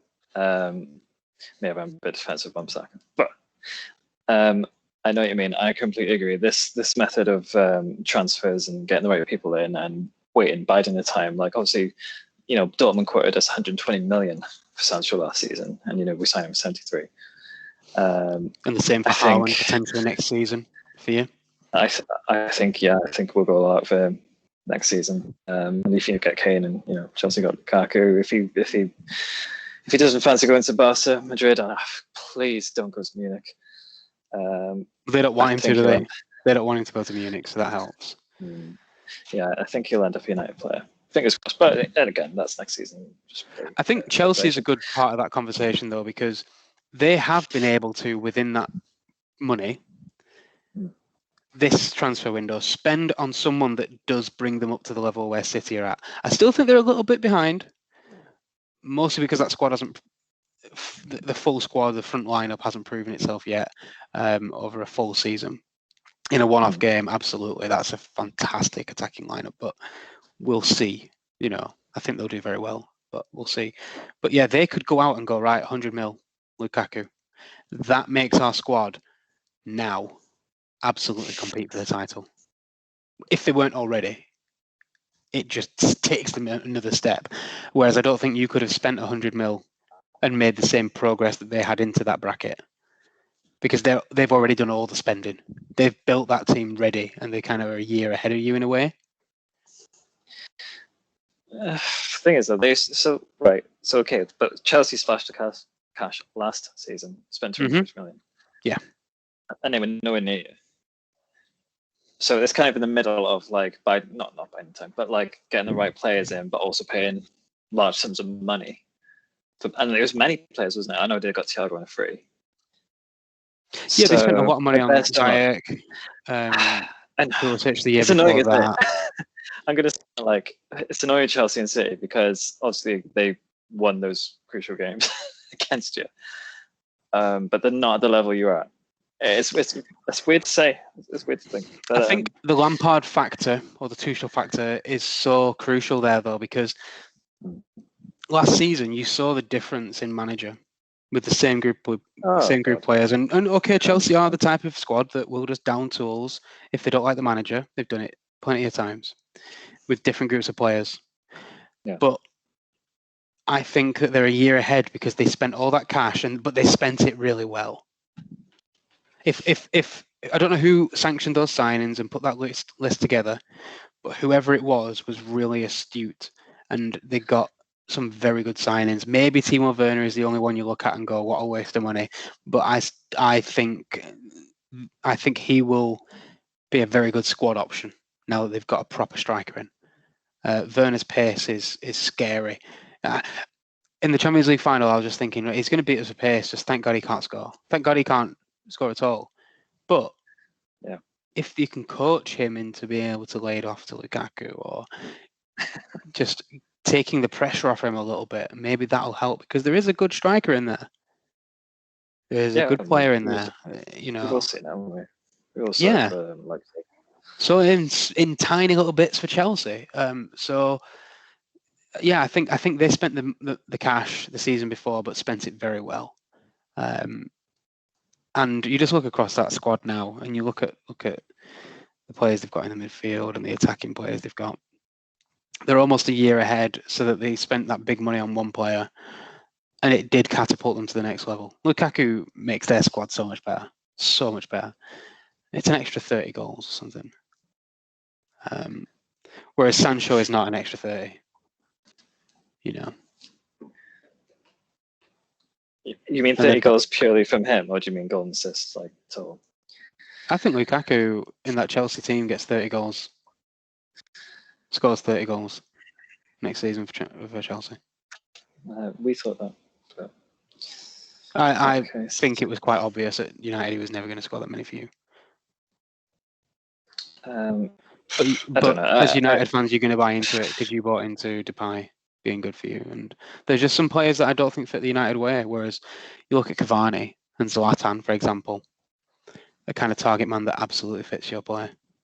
Oh yeah, I miss Zlatan.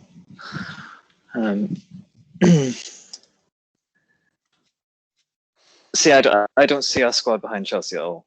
I really don't. Of course you won't. I'm not saying I find it better. I think I'm quite level because, like I said, you talked about that kind of next step behind City. Say, first. I think United and Chelsea duke it out for second, don't they?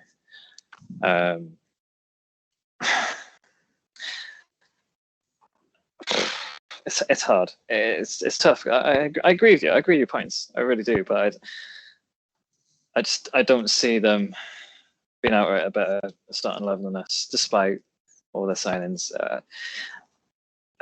You've seen, like, obviously from last season, and obviously when Tuchel came in, flashes of absolute brilliance. I think this season, we talked about breakout players. I think Kai Havertz will be a big player for them this season. Absolutely. That guy's fantastic. Yeah, and Mason Mount's come on leaps and bounds. I'm really taken back by how good he is. Yeah, at one point I placed him behind the James Ward-Prowse. Who's that other? Madison. I kind of placed him behind those two. I actually think he's surpassed both of them now. Yeah, 100%. Madison's still very, very good. Ward-Prowse. I rate him very highly. But Ward-Prowse has just been unfortunate that he stayed at Southampton. And yeah, 100%. He needs to step up. If he'd gone to a Spurs, I think he would be having a better personal time, even if the team would not necessarily still be performing. If he'd gone to a Leicester, then it'd be fine. But he didn't. He stayed at Saints, and it's not going too well. So yeah, we could you could talk about United all day, but that's just boring. If we do that, it was just evident, wasn't it? Like I said, fancy knives from Leeds, they should know better to come at us like that. A dream day. They're going to be fine, but if they play against very good attacking teams that are up for it in the way they played yesterday, they'll have a very similar season where I think 20 odd games in, they had like the same amount of wins and losses, and goal difference was 0. So it's exciting, but Leeds need to be able to be better defensively.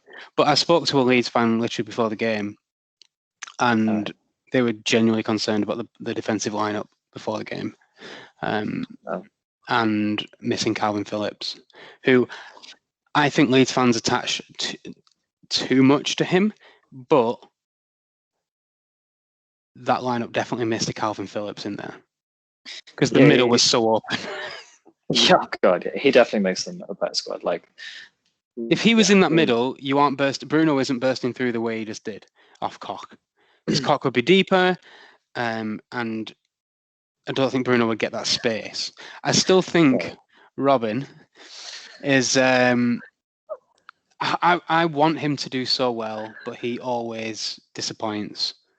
I remember talking to you about him when he signed ahead of last season, the first game of the season, and he just got done. And I'm just like, there is a good player in there somewhere. I really want him to do well, but yeah, I think they missed someone in the middle. They'll be fine. You obviously showed what you can do on your best day against a team that kind of play into your hands. It'll be more interesting watching you against. I think you got Saints next. Keep saying Spurs. Southampton next, and then Wolves. I think that's your next 2 fixtures. Yeah. They'll once you've played those 2, we'll probably have a better idea of how that squad's going to deal with different play and has it improved enough to be able to start breaking those teams down. Because Liverpool literally had that same issue, didn't they, when they were struggling? They lost to the Palaces of the division of the league, and you can't lose to those if you want to win the title. Yeah, you say that, mate, though. But what was the score last time United played Southampton? Something like 8-0, why not? Yeah, it was 9-0. 9-0, whatever. So we won 10 this time, but no, they should. Was it Hassel last time? Yeah. Well, then it should be 10. But no, the Wolves game. I just mean when you've seen United play against a few different teams, we'll have a vague idea we'll have a better idea of how you're actually going to perform across a season. Obviously, we won't really know until 10 games into the league, but a better idea. Yeah, of course. So moving on. Was there anything else you want to talk about that day of football? Chelsea did well. Credit to Chalobah. Yeah. Happy for him. I think we could all put on a safe bet accumulator. Maybe, like I said, the only shock for me was Watford beating Villa. But like I said, Villa have got a lot of new players to kind of embed into that squad. Yeah, and they, I think, did well to come back into that game because they were 3-0 down, and McGinn, who I rate quite highly, and obviously they won a pen literally at the end of the game, and Danny Ings converts.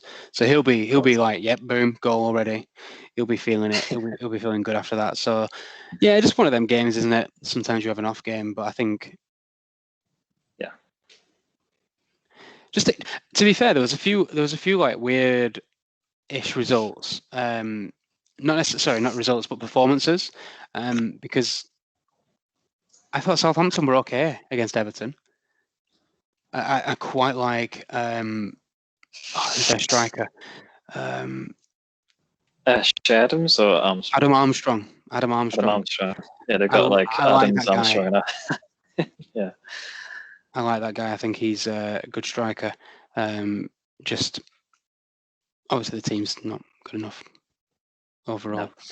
No. But yeah, just good performance. And yeah, is it Che Adams again?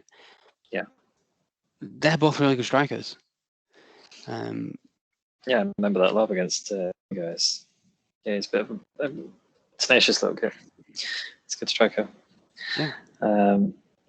Well, actually, no, I'm thinking Norwich were better than they were going to be.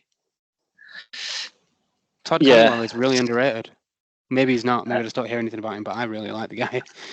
There was rumours of Villa replacing Jack with Todd Cantwell.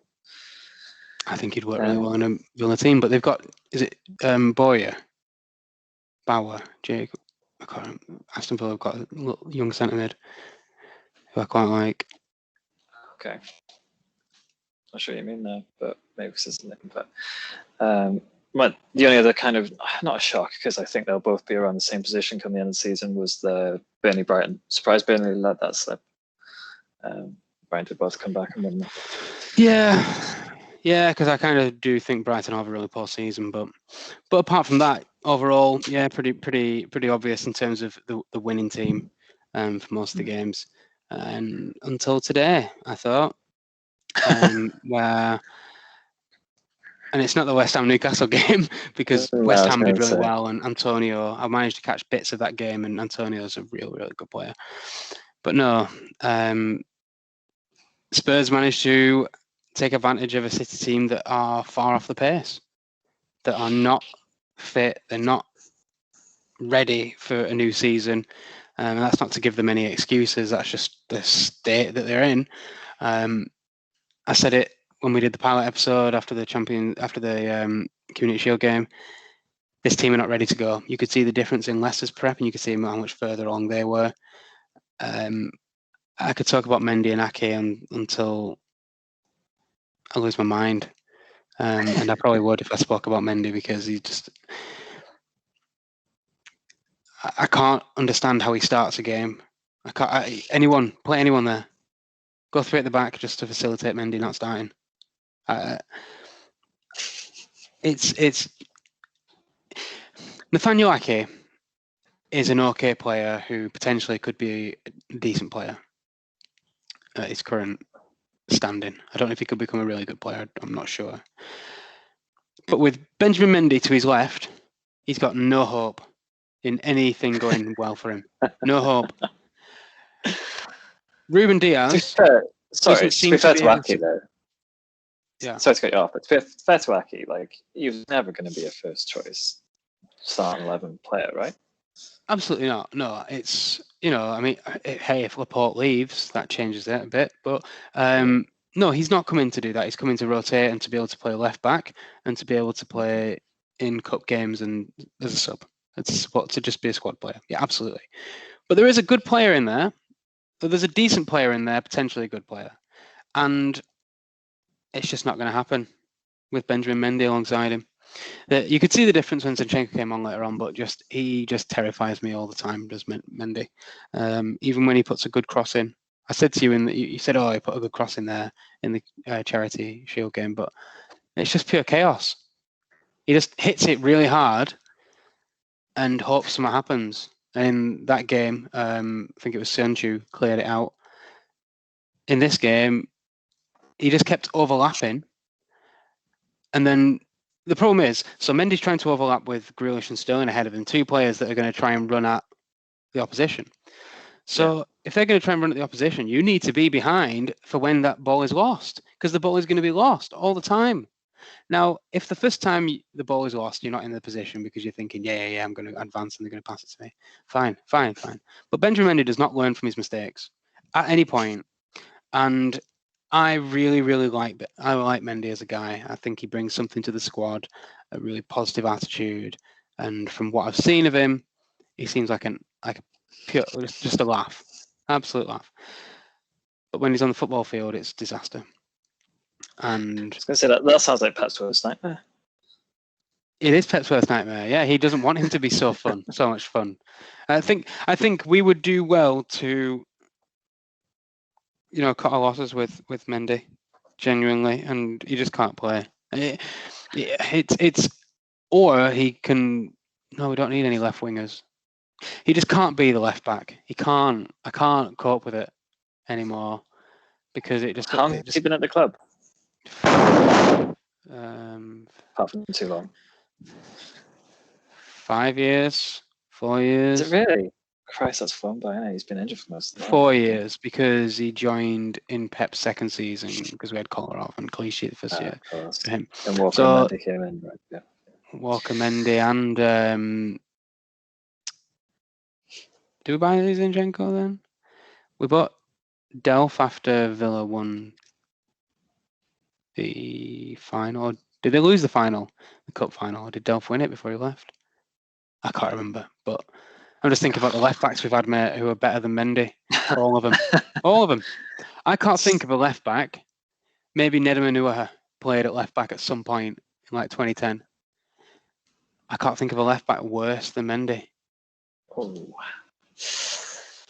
You can go back 20 years and probably find one. But you can definitely go back 20 years and find one. But even then, how much did that geezer cost? Right? True. Price per pound, pound per pound, GDP, by the way, guys who are listening in other countries, that's why it's the pound, not pound for pound. Great British pound per pound of player. It's got to be. He's worse than Wilfred Boney. Is he worse? Now the question is, he's definitely worse than Wilfred Boney. The question is, I've blocked his name out of my brain, but is he worse?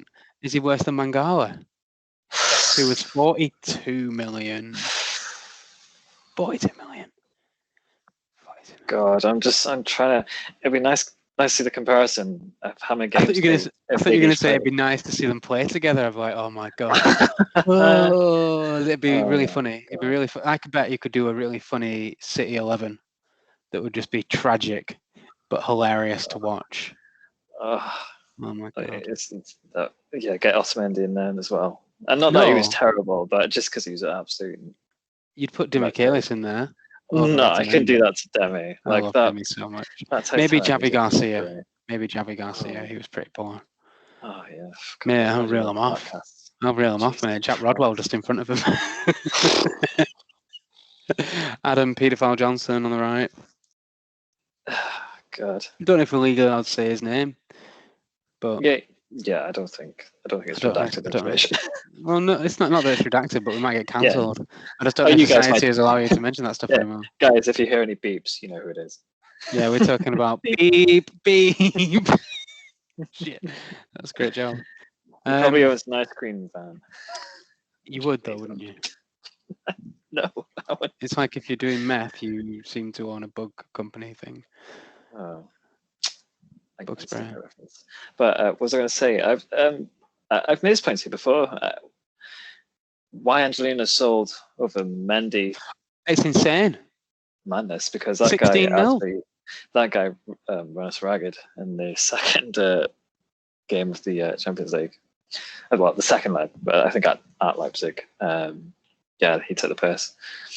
What's worse is we had Angelino and Pablo Maffeo, who is currently he's at Stuttgart, but he's on loan somewhere. And both he and Angelino, I thought, boom, City lads, up and coming. We didn't do it with Ben Mee. Ben Mee, we let go. Ben Mee is absolute nutter. I like Ben Mee. I actually quite like Ben Mee, yeah. I like Ben Mee, he's great. Was it against you that he's flying around the ground, throwing his head again? Probably. Always. Great, really enjoyed that guy. Yeah, there's just players that have come through that we could have kept and would be better options than Mendy. I can only imagine the board are like, Pep, we've got to get some money back from Mendy. And he's like, I'm trying. I'm playing him in the games where you think it's going to be okay, but he just gives the ball away, or he just gets tackled, and then he doesn't seem to realise where the ball is, and he's a second behind play, and then he genuinely doesn't know how to play football. He genuinely doesn't know how to play football anymore. At Monaco, you would look at him streaming down that left wing, linking up with Thomas Lemar and bloody Mbappe and Falcao, delivering cross after cross, possibly one of the biggest threats in world football at the time from that position. Yeah. To now, where he's the biggest threat to our goal. You just think he gets the ball and you think, wait till he gives this away and they just counter us. Because he won't give it away early. When he's still in a good defensive position, he'll wait till he's in the final third. Yeah, I said to you, I mentioned the Community Shield game. I saw him in that kind of Cancelo role. He was like, towards the edge of the box, and when he wasn't trying to fizz them in into the box. And then obviously you're gonna get caught out because, like you said, lack of a football brain, which is bizarre. Like you said, considering how good he was at Monaco. I can only assume at Monaco they gave him some license to cross. Yeah. License to cross. Well, he's got license to cross for us, but oh shit! Even we've got no players in there that you should be aiming for, but it's like cross away, mate. Cross away. I can't remember the last cross he played in that actually resulted in a goal, since the one where he crossed it in and it was a goal. That's how bad his crosses are. He tries to cross it in and just scores. Bastard. Because then people start thinking he can do well. Yeah. I was looking at him like, you son of a bitch. Yeah, you son of a bitch. I was this close to dropping you. If I score one goal a season, I get to stay. Pep's like, I was literally one game away from being able to drop you. And you score. Yeah, it's just, I'm not going to say that we lost against Spurs because Benjamin Mendy plays. I don't want it to be just that, but that is a huge concern. One that is completely cleared up by a couple of players coming back into the squad in the likes of Walker at right back, moving Cancelo back across. Even Zinchenko coming on, played a lot better when he actually came onto the pitch. Just picking up better positions, not bombing on beyond Grealish and Sterling when them two are both going to try and burst into that space. Mendy needs to operate just a little bit further back and bomb on when there's one going forward when one of the others has gone over. You don't need three down that wing because they weren't even using him. Because there's three there, there's no one in the box. Or there's one in the box. Anyway, the biggest problem for me is how quickly can this team get back up to speed. I think our starting lineup will be absolutely fine. Because Kev came in and had a bit of energy. But again, we had a lot of energy in the first 15 minutes. It's not. You need to be able to sustain that across an entire game, even if you're not fully fit. You therefore need to not have those 15 minutes of boom, boom, boom, and get nothing from it. No, that would be better coming in the second half. If you're going to have one period where you're on top, that would be better in the second half. Realistically, you can't just have that. You can't. It's not sustainable. Yeah, you need to keep it moving out, stretching it out wide, keep the opposition moving, keep like draining that stamina. Making them concentrate, absolutely mentally break them. Didn't see that today, really. I mean, we've got 4 weeks until our next test, which is Leicester, because we play Norwich and then Arsenal. So that won't test the team whatsoever. There'll be 2 easy wins. 2 easy wins. I know Norwich did us last season 3-2, but I just don't think that Norwich don't look like they're at the pace either, to be fair. And I know that their level is a lot less. And so I should be judging them by that standard, not by a City standard, but I'm not. I'm judging them by having watched them in the past and knowing how they want to play. I don't think they were fully at it. And there's a few teams like that. It's the worst time to play now as well, isn't it? Because you lost Community Shield and you lost season day opener. I think there's a lot of expectation with you. I think there is from the outside. I don't think there would be from the inside because and which might actually be a problem. I think there won't be from the inside because internally they'll be thinking, well, we played Mendy. No, they'll be thinking, well, we've got a lot of players to come in who massively improve this team. You've got Walker to come back in, you've got Stones to come back in, and really that changes that back line up drastically. I think Fernandinho looks off it tonight, but he wouldn't have decided to stay for another year if he wasn't ready to meet the demands. I think he mismanaged his body and his football style very well over the years. He was off it against Leicester, and notably, you know what I mean? Just didn't get away with like the lapses and like concentration. It's just. I thought in the first half, Fernandinho looked like he was fine in this game. There was a couple of good challenges. He kind of got back into position and covered Mendy a couple of times. But yeah, he didn't get a full game out of him. So I don't know if that's because did he go to the Copa America and play for Brazil? I genuinely don't know. If that's not the reason, then something else. But there is something with Fernandinho just looked like he couldn't do the full game. But again, I think everyone will get that back. And Rodri's there to play as well. Foden will be coming back in a few weeks. Kev will be back probably for the Norwich game, definitely for the Arsenal game. Grealish, I think Grealish against Norwich will have a lot of fun because when we were talking about with United, those players to break that really compact defensive shape, Jack Grealish is the kind of player to beat that back line. Mahrez will get a goal. You know, it's the Leicester game in 3-4 weeks will be the one to really look at because that gives City 3-4 weeks to get into a fitness level. Because then at the end of September, it's Chelsea and Liverpool back to back. So are you home or away for the Leicester game? Away, which I'm fine with because I think that by that point, our team should be ready to kind of like start getting at teams, and I think it will work better playing Leicester when they're at home, because away from home they just sit on the counter, and whilst they do sit at the counter at home a bit, it's less. And I think Leicester, when they smash us, they beat us 5-2 last season. When they smash us, it's usually when they've just got space on the counter, kind of how Spurs operated today. Just to bring it back to the actual game that occurred. Spurs. Yeah, Spurs. Yeah, don't talk about them too much. Finishing 6th. They countered us very well. I thought Lucas was brilliant. I was going to say, I thought he was really, really good. Almost like a mind-blowing performance from that guy today. Like even when he'd kind of like pivot and you think, he's going to get tackled. There's 4 players around him. He just fucking go. Or like lay the ball off. It's like, Christ. Like, yeah, I think he was, well, I think Tanganga was great. Actually. And Tanganga probably deserved it because he was just more noticeably dominant. Anything we tried down that left, and we tried a lot down the left, he and Sanchez mopped it up, and it was mainly him. He had a very good battle with both of them. And looked strong going forward as well, to be fair to him. Yeah, great performance from him. I think Mourinho loved him, didn't he? Well, I mean, he said his name, funnily.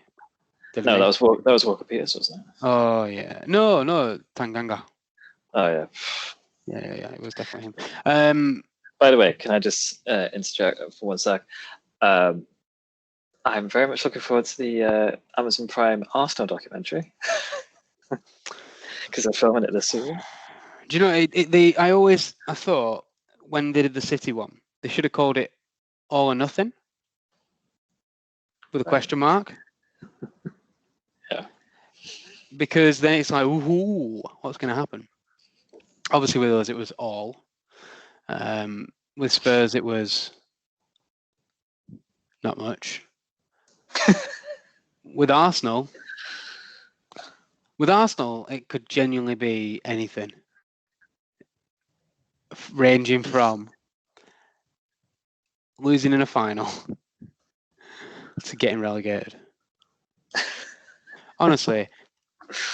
And a lot of people give Arteta a lot of criticism, and I don't think Arteta is outright the problem. I just don't necessarily think he's a solution. But there is no one in that team. Oh, Smith Rowe's great, right? Tierney was great. Fine with them too. And there's a couple other players that I do like. But I couldn't name three that I thought they're going to take you to victory. Not even like a top 10. Just I can't. Smith Rowe is not going to get you 10 goals. Tierney's not going to get you 10 assists because no one's going to finish it. Whoever that geezer was, I can't remember how you say his name. Balogun? Was it? Is it Balogun? Yeah. Just not in the right position. The chance he had that Tierney put into him, you've just got to put that far side. I know it was in at him quickly and he's just reacting, but other side. Oh.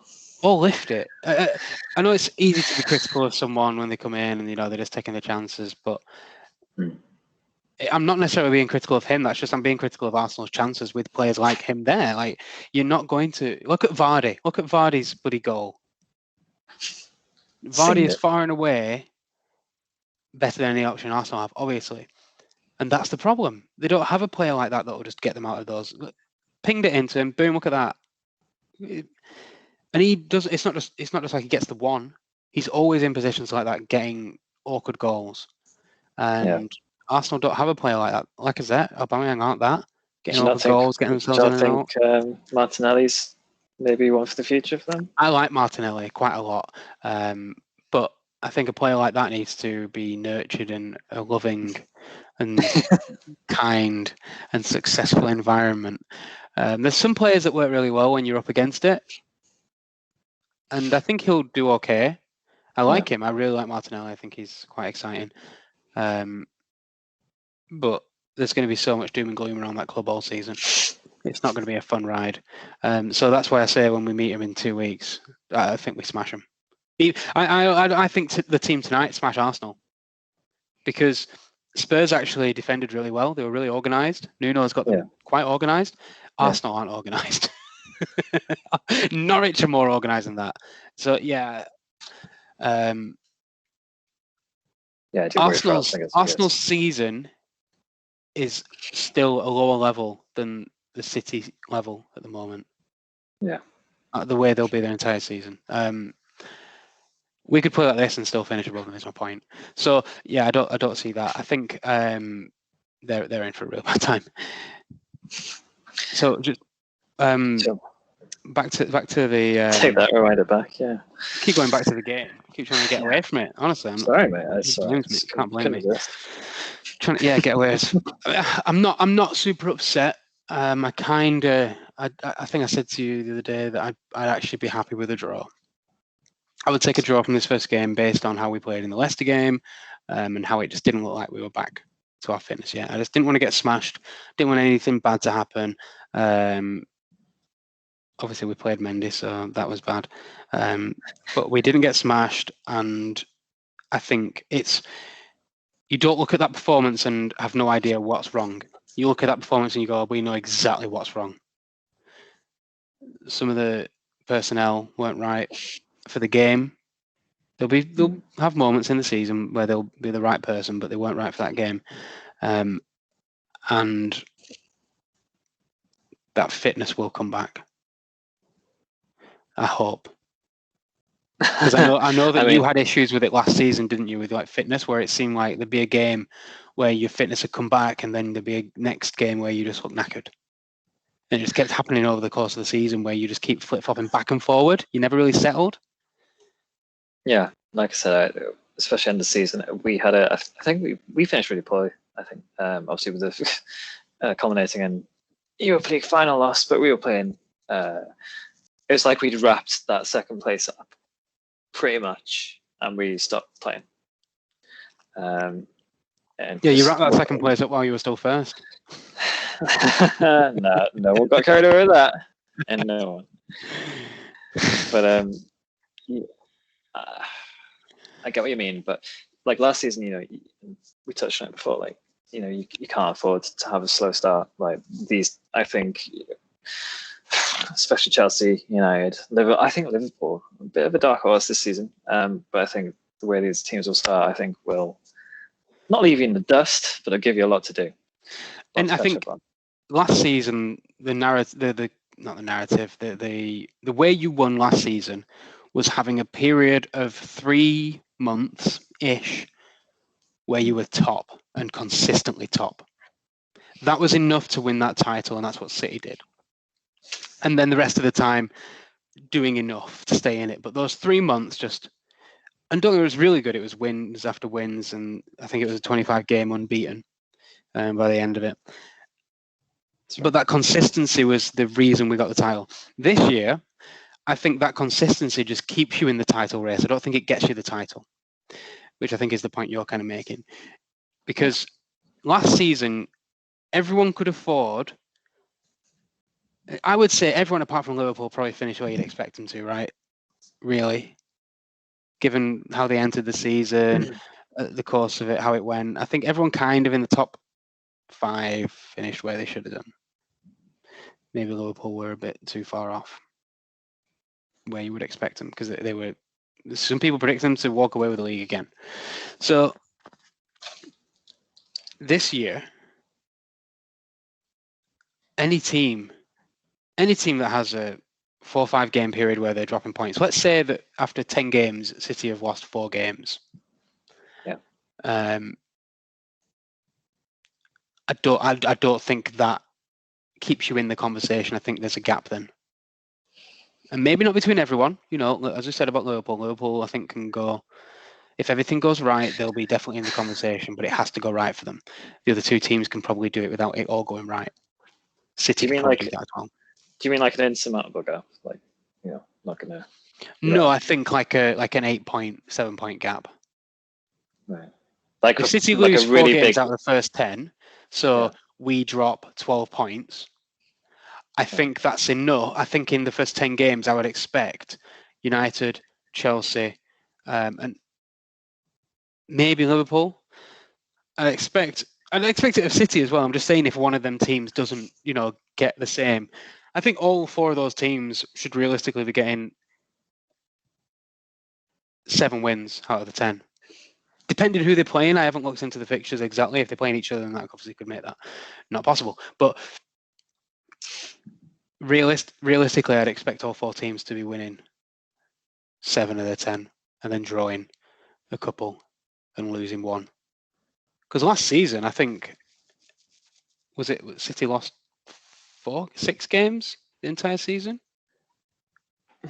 Something like that. So I just think that, I think to bring it back without getting bogged down on like stats of previous season stuff, I just think the margin for error is a lot smaller this season. And as soon as one team makes an error, they drop off. And then as soon as and that is what will happen as the season goes. And I think at the end we'll only have 2 that are continually pushing. So City realistically need to take this Spurs performance and go, okay, well, you know what, we should have bloody found a way to get that equaliser. Because that's the difference between winning a title and being a top 4 contender, is finding a way to get something out of a game. But we've got time. We've got a nice, easy couple of games against relegation fodder before we play Leicester. And in terms of like good stuff that I saw from the game, I think Jack Grealish is going to be brilliant. I don't think that's shocking for anyone to say that. I think he's a fantastic player and he's going to suit the squad. I think Sterling stays and has a really good season.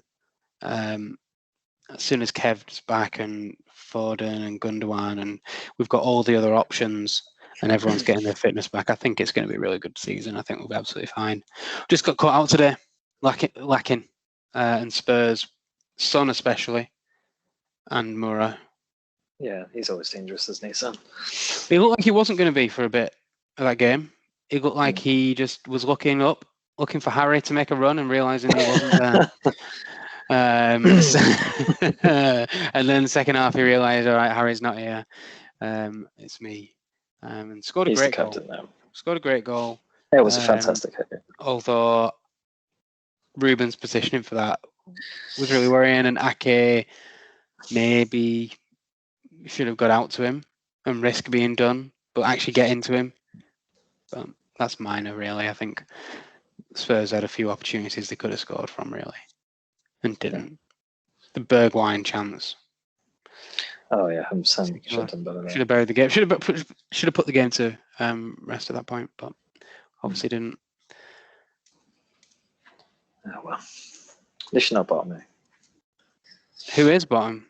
Is it Leeds? Oh, right. Obviously, Leeds. if you're top, then Leeds must be bottom. Yeah, that's how it works.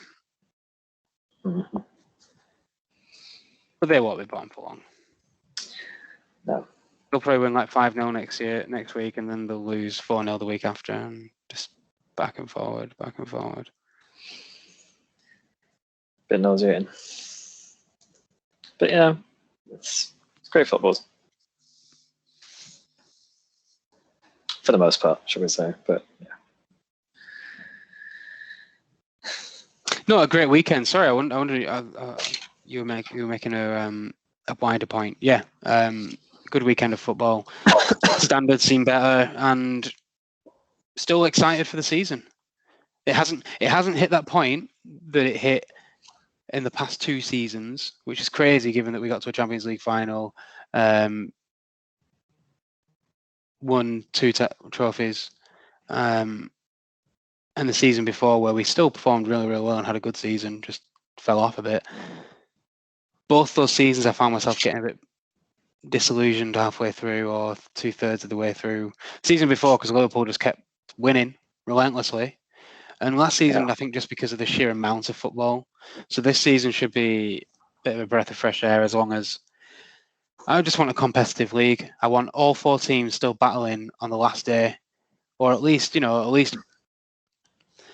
up until the final few games. I want conversation more than just the relegation battle for this year. I think that will be the case this season. Yeah, because I think let's say City get Kane. Well, yes, that means that we're going to start scoring loads of goals more. Kane pretty much guarantees that you're going to get 25, 30 goals, whatever. But I still think we're going to win those games with or without Kane. So I don't see Kane as the season's completely over as much as some people do. I think it makes it a lot harder for those teams playing us in that game, and I think it helps us bridge the gap for the Champions League final to win it, rather than just getting there and being happy with having just got there, which I am. But then you want to then progress the season after, and so on and so forth. I think Kane does that. I don't think it means the league's done and dusted, because I still think that Chelsea and yourselves are going to put together phenomenal runs this year.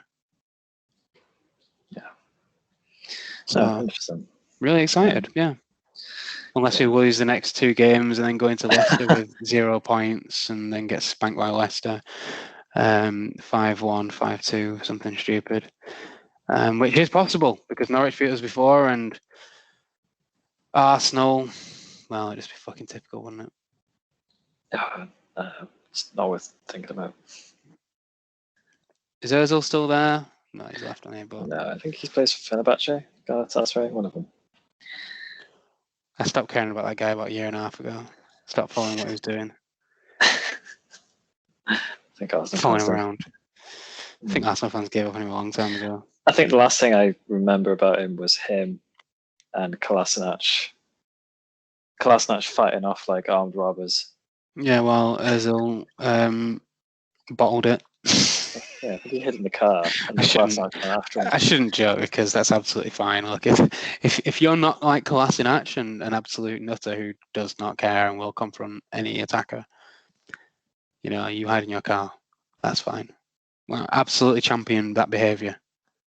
But I equally champion Kolasinac's behaviour if he wants to decide to put himself in that position. Yeah, fair play to you, mate. I respect it. More admirable. Well, admirable, I would say survival is admirable. So this is me. You know how I'd normally answer this, but in this situation, kids, do the sensible thing, and if you're not a Serbian nutter, stay in the car.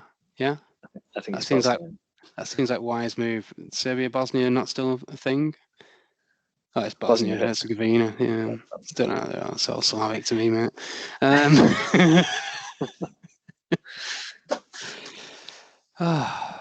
Well, that's calling time on a really fun weekend of football. 34 goals, I believe. Yeah. Really? Jesus Christ. Yeah, they That's said pretty good. 33 goals for the City game, so I think 34. Oh. I think they said 33. Don't hold me to that. Oh, well. Don't count it. I'm trying to find the results, but it's not giving me the results. Oh yeah, it is now. So you say your bit. I'm just gonna you do your end bit. I'm just gonna count these up. No, well, yeah, just summarize again. It's just, probably the best opening day we could have asked for as United fans, especially against Leeds. That we absolutely adore that rivalry. And like you said, it'd be interesting to see who we put out and how we approach games. That we've struggled against to break down in the past. I think Saints will be a much tougher test than the 9-0, obviously. But the really positive signs around the club now. There's a great mentality around with the players. It just something seems different this season. The confidence is not only there with the players, I think, but with the fans as well. I think we're due some silverware this season. Well, got to earn it first, mate. Well, yeah. I'm not going to say those immortal words of "This is our year," but yeah. Close. I'll put a little asterisk there and say maybe. Just at the bottom, small writing. Potentially, if everything goes right. Yeah, I think all four fan base of the top four can realistically look at this season and go, good chance here. Why not? So that's a really good position to be in, because I think United fans that were saying that last year, and any Chelsea fans that were saying it with Lampard, we're not looking at it from a rational standpoint. They're looking at it very much from internal of their clubs, and just wishing the best upon themselves. I think now they've actually, all those clubs have put themselves in a position to really, really challenge. So it should be a hell of a year. What a year to get into this. Probably Last year would have been terrible. I think it'll be the most exciting season in a long, long time. Yeah, maybe since the Leicester thing, because and that wasn't down to competition. That was just down to the fact that these guys keep winning, just keep winning. Yeah. And there's some talk about how Leicester, everyone else was off it and didn't hit the heights. That is true, but Leicester only lost 4 games. 5,000 to 1, mate. It's fairy tale is one way to describe it, but they put together a very good team that was very, very exciting to watch them each week. Just tumble over another one, knock another one down, knock another one down. They just kept going, didn't they? Yeah, and it's just kind of that season. So the goal from Vardy against Liverpool sums it up for me, where Mahrez just pings it and then smacks on half volley. Absolutely. If you're going to win a title, you score a goal like that. And everything. So when I said about Liverpool, the stars aligned. For Leicester, they absolutely did as well. Like, they couldn't do anything wrong, those two, Mahrez and Vardy, that season. And camped in. Right. I thought Drinkwater was great in that Leicester team, to be fair. Just everything, everything went really well. Okazaki, Ajor, all of them, everyone just contributed really, really, really well to that title win. And I'm hoping that we get something that's even more exciting than that. Maybe it won't be as surprising and shocking a winner by the end of it. Maybe it'll be a City stomp to the end, which would be the least which would be the least surprising. But at the same time, can't write off either Chelsea or United, I don't think. No. Going back to what you said about, I know this is going way back, but what you said about the French league, about that gap between PSG and let's say there's a few bigger clubs beneath them. I think that top 6 gap, I mean, especially top 4, is huge compared to the rest of the league. I think with some of the signings we made, obviously you might end up with 2 of the best players in the world, never mind the bloody league. I think the recruitment ability is definitely, there's a gap there. There's 100% a gap in the terms of spending power and the squad you can assemble to the point that you almost get clubs have 1 or 2 seasons to really make that mark and step into the top 10. So Everton put all that money to break the top 6, haven't done it. Nope. Won't do it this year.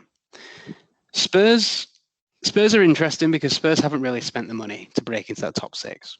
They seem quite content to just be around there. Yes, Pochettino took them to heights that they previously didn't think possible, and Harry Redknapp did really, really well with them, with a good squad as well. But overall, Spurs don't really spend too much beyond their means, so they haven't really tried to push on to that next level to break the top 4. I don't think. It would be strange watching Spurs this season because they've got nothing to lose, weirdly, in a way. What, they're in the European Conference League or whatever the hell it is? Which is just terrible. Have you seen some of the shirts where they're just drawn on numbers? Oh, I would literally just forfeit. Delete club.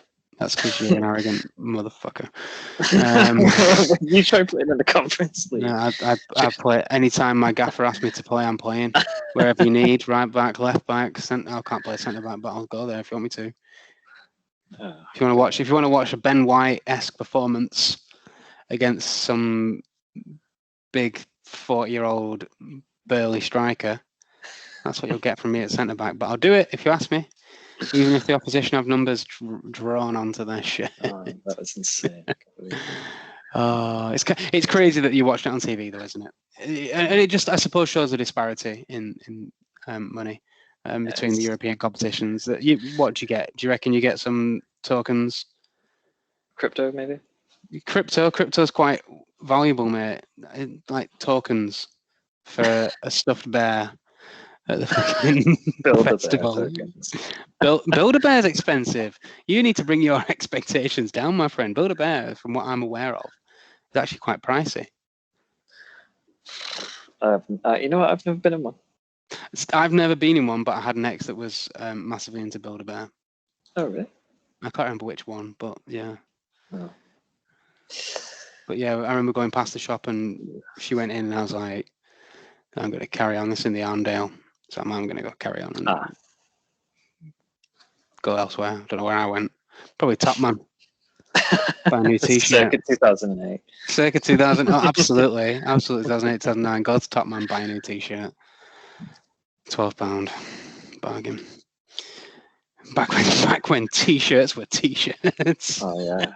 I remember paying like 18 quid for a proper shirt. Oh, no longer.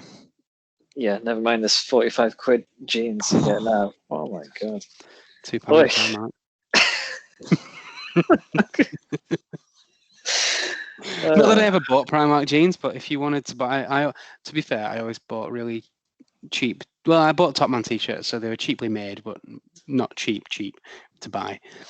But jeans, I always spent a fair whack on jeans. Always. Socks, no worries, £1. Yeah, you need that longevity with jeans, you know. Absolutely, yeah, absolutely. I remember having some jeans that lasted like 8 years, and by the end of it, the middles were gone. They were more like chaps. The middles around the groin were gone, and they were like a whitey blue because they were so like washed and yeah. I kept wearing them. They still look great. Fucking hell. You should have called it Blazing Saddles, man. You're wearing horses or something. When I was stood up, you couldn't see that there were big chap gaps. You couldn't see that. Just if I sat down, you just saw the balls. Wait, just 2, right? Just 2. Yeah, that's how many people have, right? How do we tell him? Yeah. I thought just 1. No, 10. I don't know. Just you and Hitler, bro. It's too many. Right. I don't know what we got there, but Football. Football. Yeah. Yeah, so basically we will look forward to game week 2. Is there a Friday game? I can quickly check my. No, there isn't. Saturday and Sunday, you play Norwich at 3 on Saturday, and we play. We got Southampton on Sunday at 2. You're looking at the week. Oh, you talked about Sorry. yourself. Yeah. Yeah. So I wasn't, but I meant to be. Yeah, Man City Norwich. I don't know how I didn't get that because obviously I was talking about Norwich before that. So yeah, we play Norwich at 3 on Saturday, and you're away to Southampton at 2 on Sunday. So big game though, potentially because I suppose form in a way goes out the window. But Arsenal Chelsea. Oh, is Lukaku going to be debuting again? Second debut? Re-debut. Re-debut. Honestly, I don't know. He might kill Ben White. He might literally kill him. Oh my god. Ben White is it's not quite like when you're playing Tekken, but the bosses just get more and more awkward. So he's like thinking, okay, Ivan Toney, got him out of the way. Don't with that. That wasn't fun. But got through it, didn't die. Then it's fucking Lukaku. This man. Yeah, I fear for Ben White. Yeah, man, it's like Armour King. Do you know, like, Jesus. Every time Lukaku hits him, you just see coins fly off him. Bring! Just breaking him down. Knocking him down 50 million to 5 million every time he goes up against him. I fear for the first time Ben White thinks I'm going to win this header. I'm going to win this opening challenge and make my mark on this Premier League new boy. Yeah, Lukaku round 2 for Lukaku, he's going to be well up for it. Whether he can deliver is another thing, but he should have the service. I think he'll have the service. I think he's got the physicality that Chelsea like in their front, their leading man. And I think the experience with Inter will have matured him enormously. I think he's going to be... Look, he was great for West Brom and Everton. Fantastic for Everton. So... Yeah. Everything Benteke wishes he was. Do you remember when there was a period of time where Benteke and Lukaku were talked about kind of in the same bracket? Yeah. God, poor Benteke. Oh, that was a bit loud, wasn't it? I'll have to EQ that. That's how we sign off. Sign off with. I'll do it again. It's not doing it. It's not picking it up. Damn it! Just pure static. You got. There you go. Yeah. I'm pretty good at it. So yeah, just get your predictions on next week. We can cut this bit, but I just want to kind of put a digital standpoint down. So Liverpool Burnley scoreline. Another 3-0 Liverpool, I think. I'd say 3-0. Villa United Newcastle. The Villa would look to bounce back, so I think 2-1 Villa. Yeah, I'm actually going to say the same. Weirdly, yeah, maybe even 2-0. Newcastle. Really worry for Newcastle. I really, really rate Callum Wilson.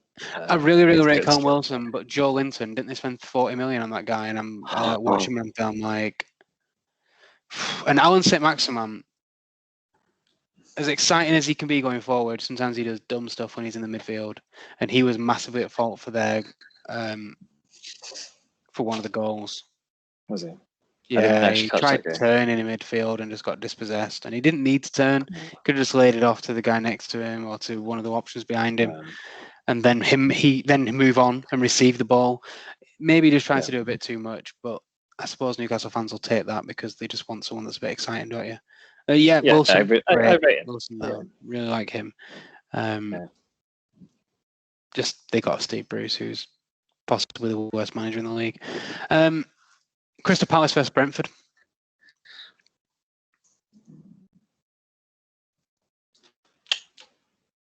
1-1. 1-1. Yep. Draw. I'm going Team Brentford. I'm literally going to back Brentford for a little bit, I think. I'm going to try and catch some of their games, even though it's on at 3, so I won't be able to catch that one, but I'll watch the highlights. Yeah, I'm going to go Brentford 1-0. Okay. Leeds United versus Everton. Oh, that's a good game as well. I think that is actually potentially a good game, but it's on at 3, so... Go... I won't be able to... 2-2. I won't be streaming it, illegally. 3-2. 2-2. No, 2-2. Draw. I think Leeds come back and win that, actually, so I'm going to say... I'm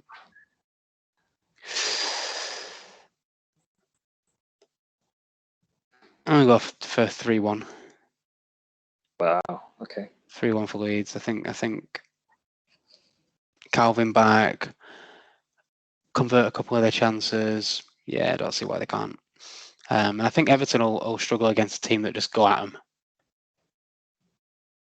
But we'll see. City Norwich.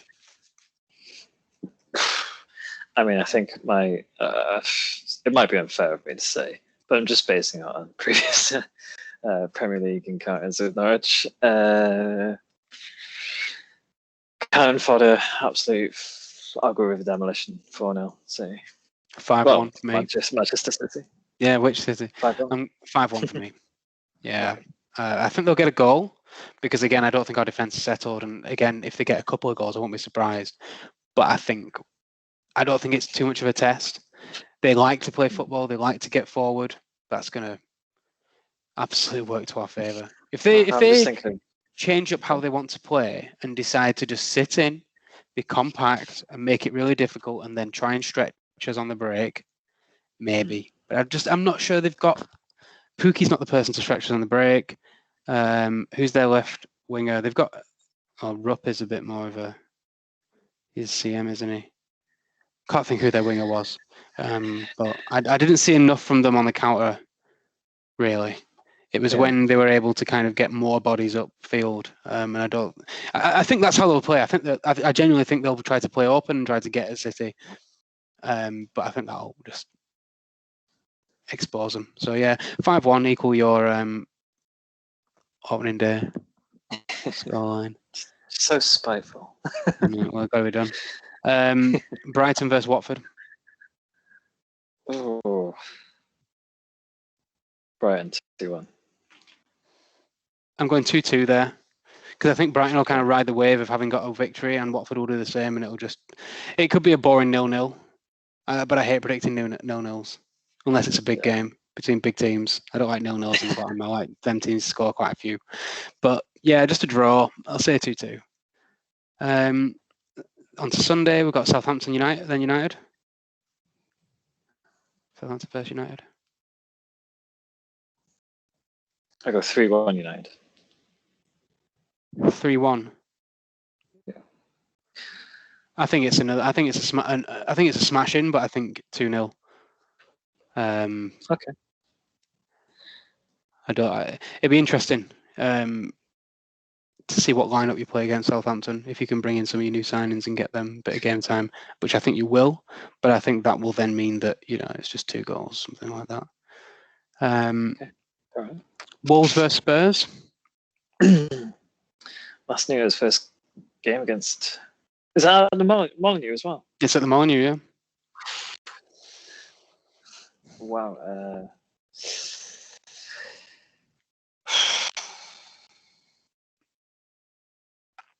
Wolves a bit of that. I think Spurs too good for them. So I go 2-1 Spurs. I think I agree with that, although I would have agreed with that if I hadn't watched Adama Traore make a great run and then just do absolutely nothing in front of goal. and I don't. They didn't play Jimenez, I don't think, or if he did, then he came on later. Because again with the Wolves game, I only saw the highlights, right. and just very briefly, so I didn't kind of see what their starting lineup was. So Jimenez obviously is kind of a game changer for them there. I'm just having a quick check. Jimenez did start, yeah. but I didn't spot him on any of the highlights. Maybe he just didn't do anything. But yeah, if Adama Traore is the one getting the chances, it's not going to go well for him. So I think Wolves Spurs. Oh, there we go. Got it back that time. Got Nice. the ball back. Wolves versus Spurs. Yeah, 2-0. I just struggle to see Traore or only Jimenez really in that attacking lineup. Arsenal versus Chelsea. It's kind of a bit dependent on Lukaku starting, which I think he will. So I think he will.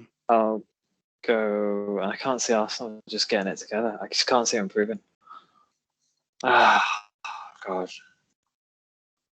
got 4-0 Chelsea. 6-0. Wow, you got 6-0. 6-0. I think Arsenal are about to get absolutely destroyed. Chelsea move the ball.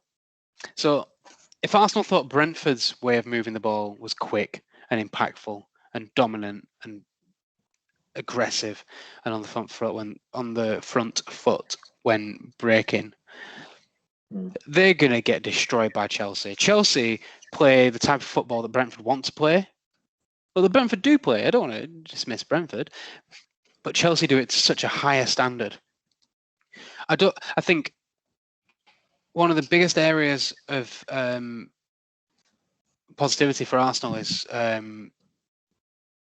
Smith Rowe. I think Kante or Jorginho just shut him out. I don't think he gets much time and space against those two. No, you think about the centre backs as well, like Christensen, absolutely.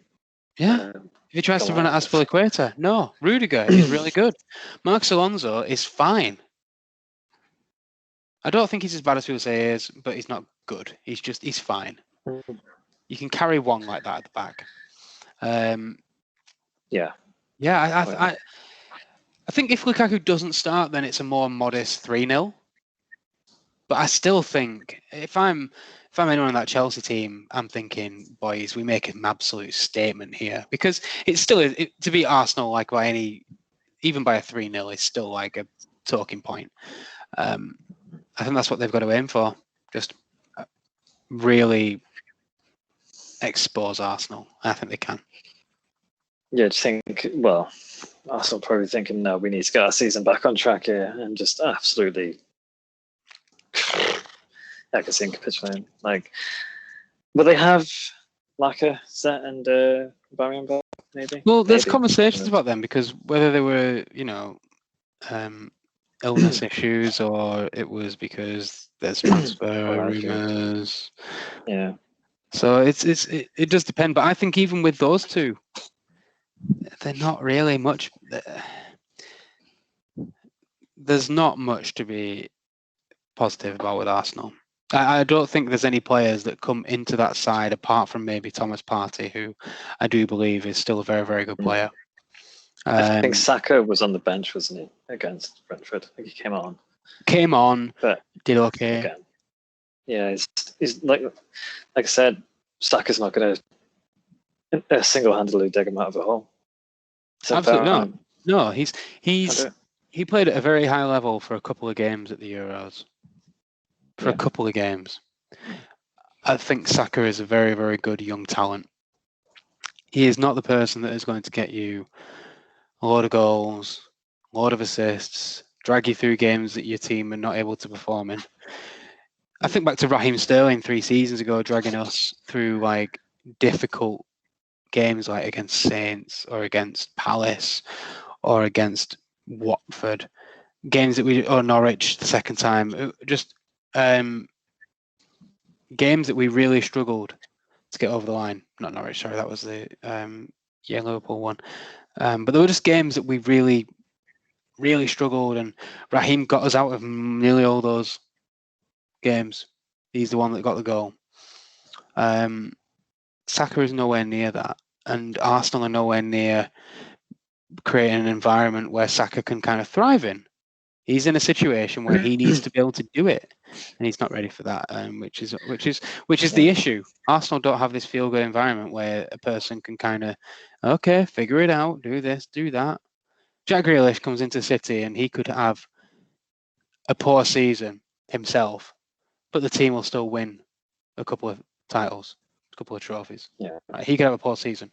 At Villa, if Jack Grealish has a poor season, they don't win anything. That's the difference. And Arsenal, it's more on the individual players than it is on a team collective, because the collective is nowhere near it. No. So 6-0. It's worrying, isn't it? Like, as well for Saka, like, there's going to be if it gets any worse, there's going to be a point where he's like, well, what am I doing here? What can Arsenal do for me? I think players maybe aren't like that as much in the current climate as they were previously. When United City was poach Arsenal players. I mean, there was that, but I mean, who realistically is going to poach Saka? He's good young opportunity. He's a good young talent, but are there any top 4 team? Is there a top 4 team that would benefit from him?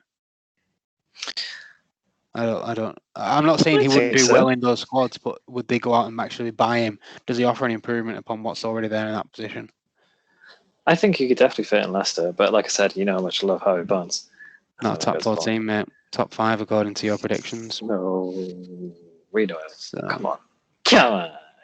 But I'm gonna have him. I'm gonna take it. Not allowed him. They bought Daka anyway. They don't need Saka. They got Daka. This is exactly why they need Saka. No, Arsenal need to buy Patson Daka, so they've got Xhaka, Saka, and Daka. How many more do they want? Akas. But need to buy Nathan Ake and just change his name.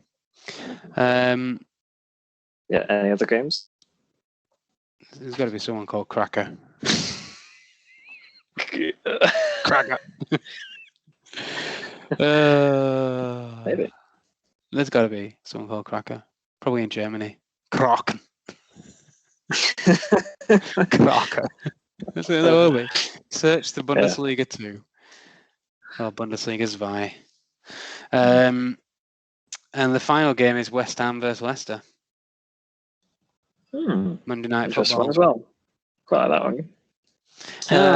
I won't be able to watch that, but I'll probably catch whatever extended highlights after, because that does seem like it'd be a good game.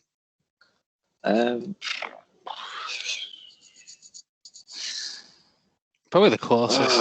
Probably the closest across the entire weekend. I'm so tempted to say a draw, but I see goals in it.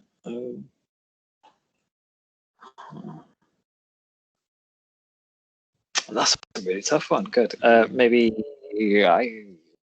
I'll go Leicester. I'll go Leicester. And I'll say 3-1. See, I'm going to say 1-0 West Ham, but only because I think they work really well in moments. So when it goes well for West Ham, it goes well, and then they don't seem to be inconsistent over like a month period. Their inconsistencies seem to be over like 3-month periods. From just the way that I perceive West Ham, they come into it and then they drop off a bit, and then they come into it and they drop off a bit. I think West Ham will start this season really strongly and then drop off after like maybe after the international break in October. And from what I saw today, again, I didn't see too much, but Antonio, he's such a good player. He's such a hard worker and just creates chances all the time. And that West Ham team really seemed to have bought into kind of like the way that Moyes wants them to play. Yeah, I'm happy for him, but like Newcastle are different. They're not. Not Leicester. No, of course. I think the attacking threat is much, obviously, more potent. I see your point of view. I get it, but I think Leicester will come out on top of that. They should, on paper, but just having watched. I didn't watch the Leicester game, and I've watched more of the West Ham games. That's probably had a little bit of an impact because I've seen how West Ham played, and I thought this is quite good. Whereas you look at the Leicester result, and you're like, well, it's only 1-0. 1-0 against Wolves. Wolves had a few chances. Should they have, should they have got more? But if I'd watched the game, I'd probably have a bit clearer perspective on like, okay, Tielemans played well, for example, or this, or I actually did see that Ricardo Pereira played really well. Yeah. So maybe if I watched that, I'd be a bit more like, oh yeah, okay, that's the danger there. But yeah, I think that's probably the closest game of the lot, isn't it? That's probably the most exciting. It's the one I definitely won't be able to watch. But Okay, well, I'll watch it for you. Thanks. Relay it in real time. Shall I do a live Twitter? Live Twitter feed, yeah, I'll follow. So yeah, that's pretty much us done, right? We've had a nice 3-hour conversation about that. Jesus, something that was probably going to be like an hour, but hey, free form discussions and all that ends up becoming. That's football. Yes, very true. Even the overlap with Gary Nev, Roy Keane, and Jamie was like an hour 4. Exactly, and this is way better quality. So we don't have Ty from Arsenal Fan TV on, so immediately this is more superior content. Jesus Christ! No. No, because I don't want to have to defend. I don't want to have to attack Arsenal to the extent that I would have to attack Arsenal in front of someone who is so deluded as to the problems in the club. Because that entire panel were more respectful towards Arsenal than I will be, and I am, because I look at them as a disastrously mismanaged club that have not had. They've not had anything go right for them for the past 10, 15 years, apart from a couple of cups, which they should be winning. They should be getting to those chances, and they should be winning those games. They've achieved far less over that period of time than they should have done. So when people say, oh, but they won the FA Cup, they won this, I just think, okay, but that's your job. Yeah, you're kind of going hard on them now.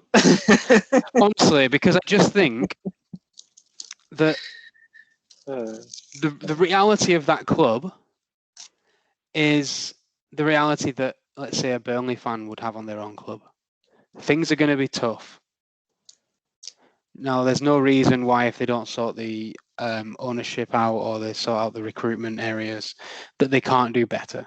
There's some really positive recruitment into that club. But their issue is they've got a lot of dead weight that they need to get rid of, and they've got a lot of people that they've bought that are terrible.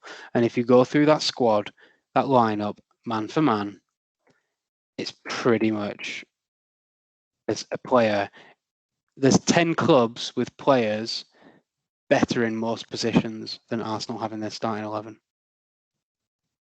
And people can say, oh, but Aubameyang, Lacazette. Yeah, Aubameyang at Dortmund and Lacazette in the French league. Absolutely. Absolutely. I'd have had Aubameyang at City in a heartbeat after he was putting them numbers in at Dortmund. But if Dortmund are offloading someone at the club and it's not for big money, there's a reason. And there's a reason why a big name player was being linked with the French league and with Arsenal. Yeah. And he will score great goals every now and then, but he's so inconsistent when the team around him are not amazing. And just look at that Dortmund team that he was putting those numbers in. They weren't a bunch of slouches and he was carrying them through it. They were quality. Yeah. And they had a quality defence.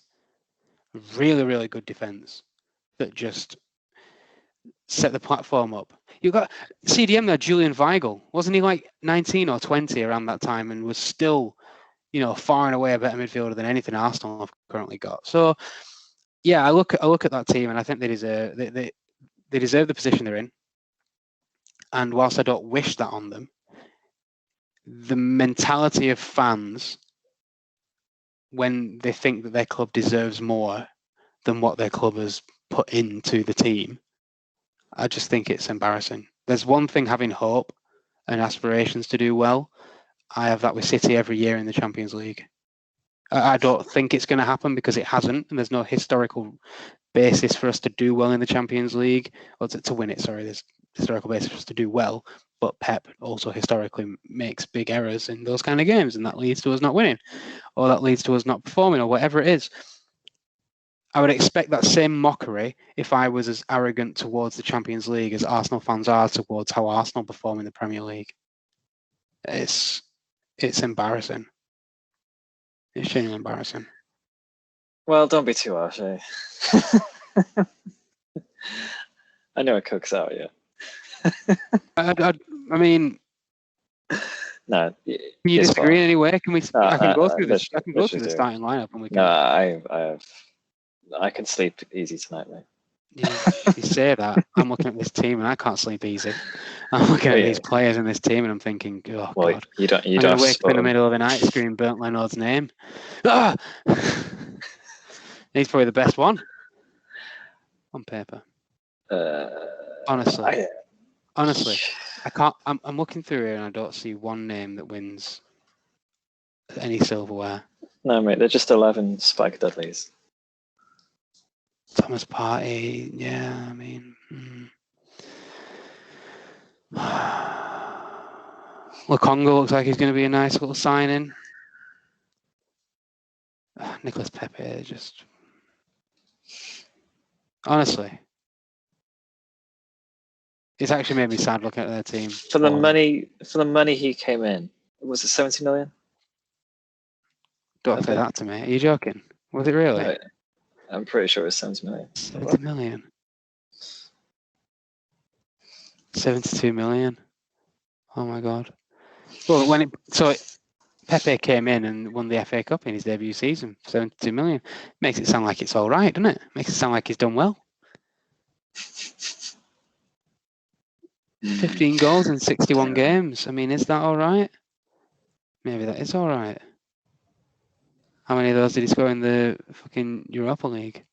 That's what I need to know. True. I think Partey was like 50. Tierney, I think, was good business. I think he was only like 12 million. Tierney's great. I think if you look across their squad, right? Oh, 25 million. Tierney's great. Bernd Leno is fine.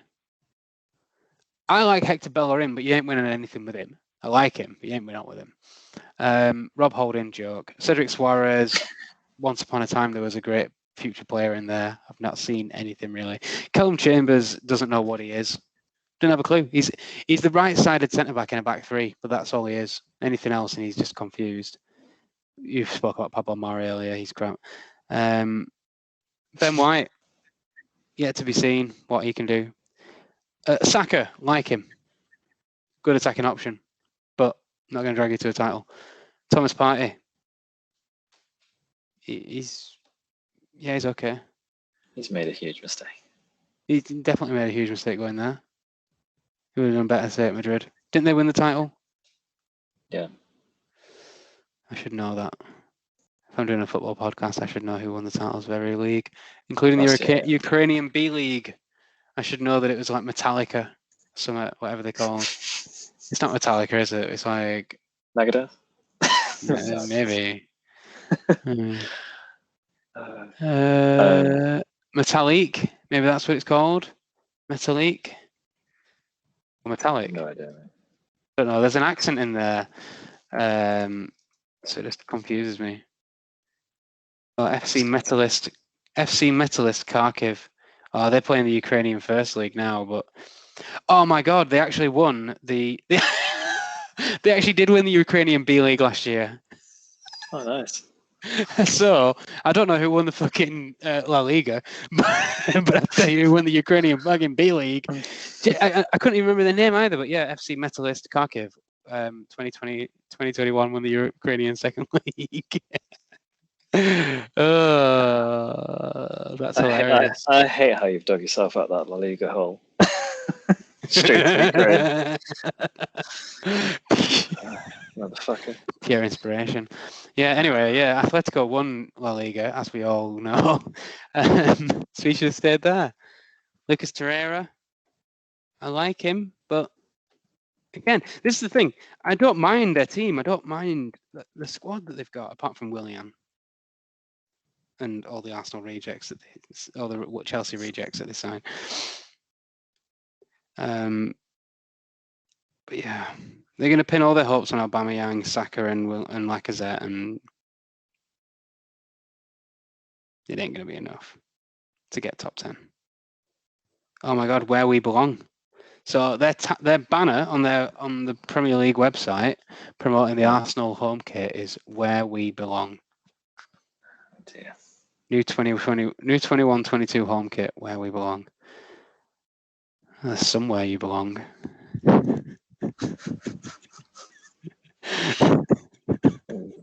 It says visit Rwanda. They probably belong. They'd be better in the Rwandan league. I think it says it on the PSG shirt as well. What, Rwanda? Visit Rwanda? Yeah, I'm actually looking at a video of Messi now. Well, Rwanda's president criticised Arsenal after the Premier League defeat, so he's clearly fuming about brand damage. Oh yeah. Literally. Crazy. We must not excuse or accept mediocrity, Paul Pogba says on Twitter. His government is one of Gunner's sponsors. Oh, when Paul, whatever his name is, says that, you gotta take stock of your life, and yeah. Who says that? I don't know, whatever his name is. Paul. You said it sounded like Paul. Is it a Paul? Oh, Paul Pogba. Yeah, president. Yeah, that guy. I thought you meant like Merson. You fucking know that guy. Oh, Merce. Yeah. Is he saying anything anymore? Nothing of value. No, he didn't get cold, did he, from Soccer Saturday? No, he survived. Yeah. Wow. So the chopping block. In a separate tweet, he said Brentford deserve to win and added that Arsenal and the fans don't deserve to kind of get used to this. Jesus. It's been a struggle of about decades, up and downs, more downs until this point. Can't we have a plan that really works? There's a 30 mil sponsorship with the club since 2018. Kagami's ruled Rwanda since the aftermath of the country's genocide in 1994. Well, that he ended the. Okay. He ended it. He wasn't a genocidal maniac like Sabu. Where we belong. That's right, cheered me up after looking at the Arsenal squad.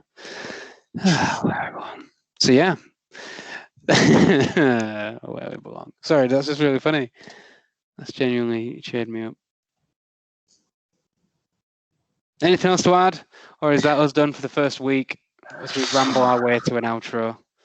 I mean, what a way to end it. But, if you made it this far, congrats. I don't know what you win, but you should win something. Yeah, it's been a long... Like a t-shirt or something, I don't know, that says it's always sunny in Wrexham, maybe. Oh, God. That'd be nice, wouldn't it? Let's start with that. Oh, if someone listens to all 3 hours and 13 minutes of this, are you not going to gift them? It's always sunny in Wrexham t-shirt. I mean, if they promise to appreciate it. If they what? Promise to appreciate it. Well, there'll obviously be a contractual obligations involved, and they'll have to become like a sponsor for the podcast and stuff like that. I mean, but, they can we'll say no. sort out the technical details afterwards. But yeah, a t-shirt will be offered if you listen to all 3 hours and 13 minutes, and it's good shit. I've seen it in a photo. Haven't been gifted one myself. Maybe I'll go back and listen to this podcast all the way through, and then I'll get one. Sounds like a no. But to everyone else, the offer is available, just not to me. I'll see what I can do. Good. I like the sound of that. I like the sound of hope. And that's the theme that we leave this first weekend of football action in the Premier League with a feeling of hope. Unless you're an Arsenal fan. Nice. Burn. So, I've been James. I've been Sean. It's been a City United. See you next week.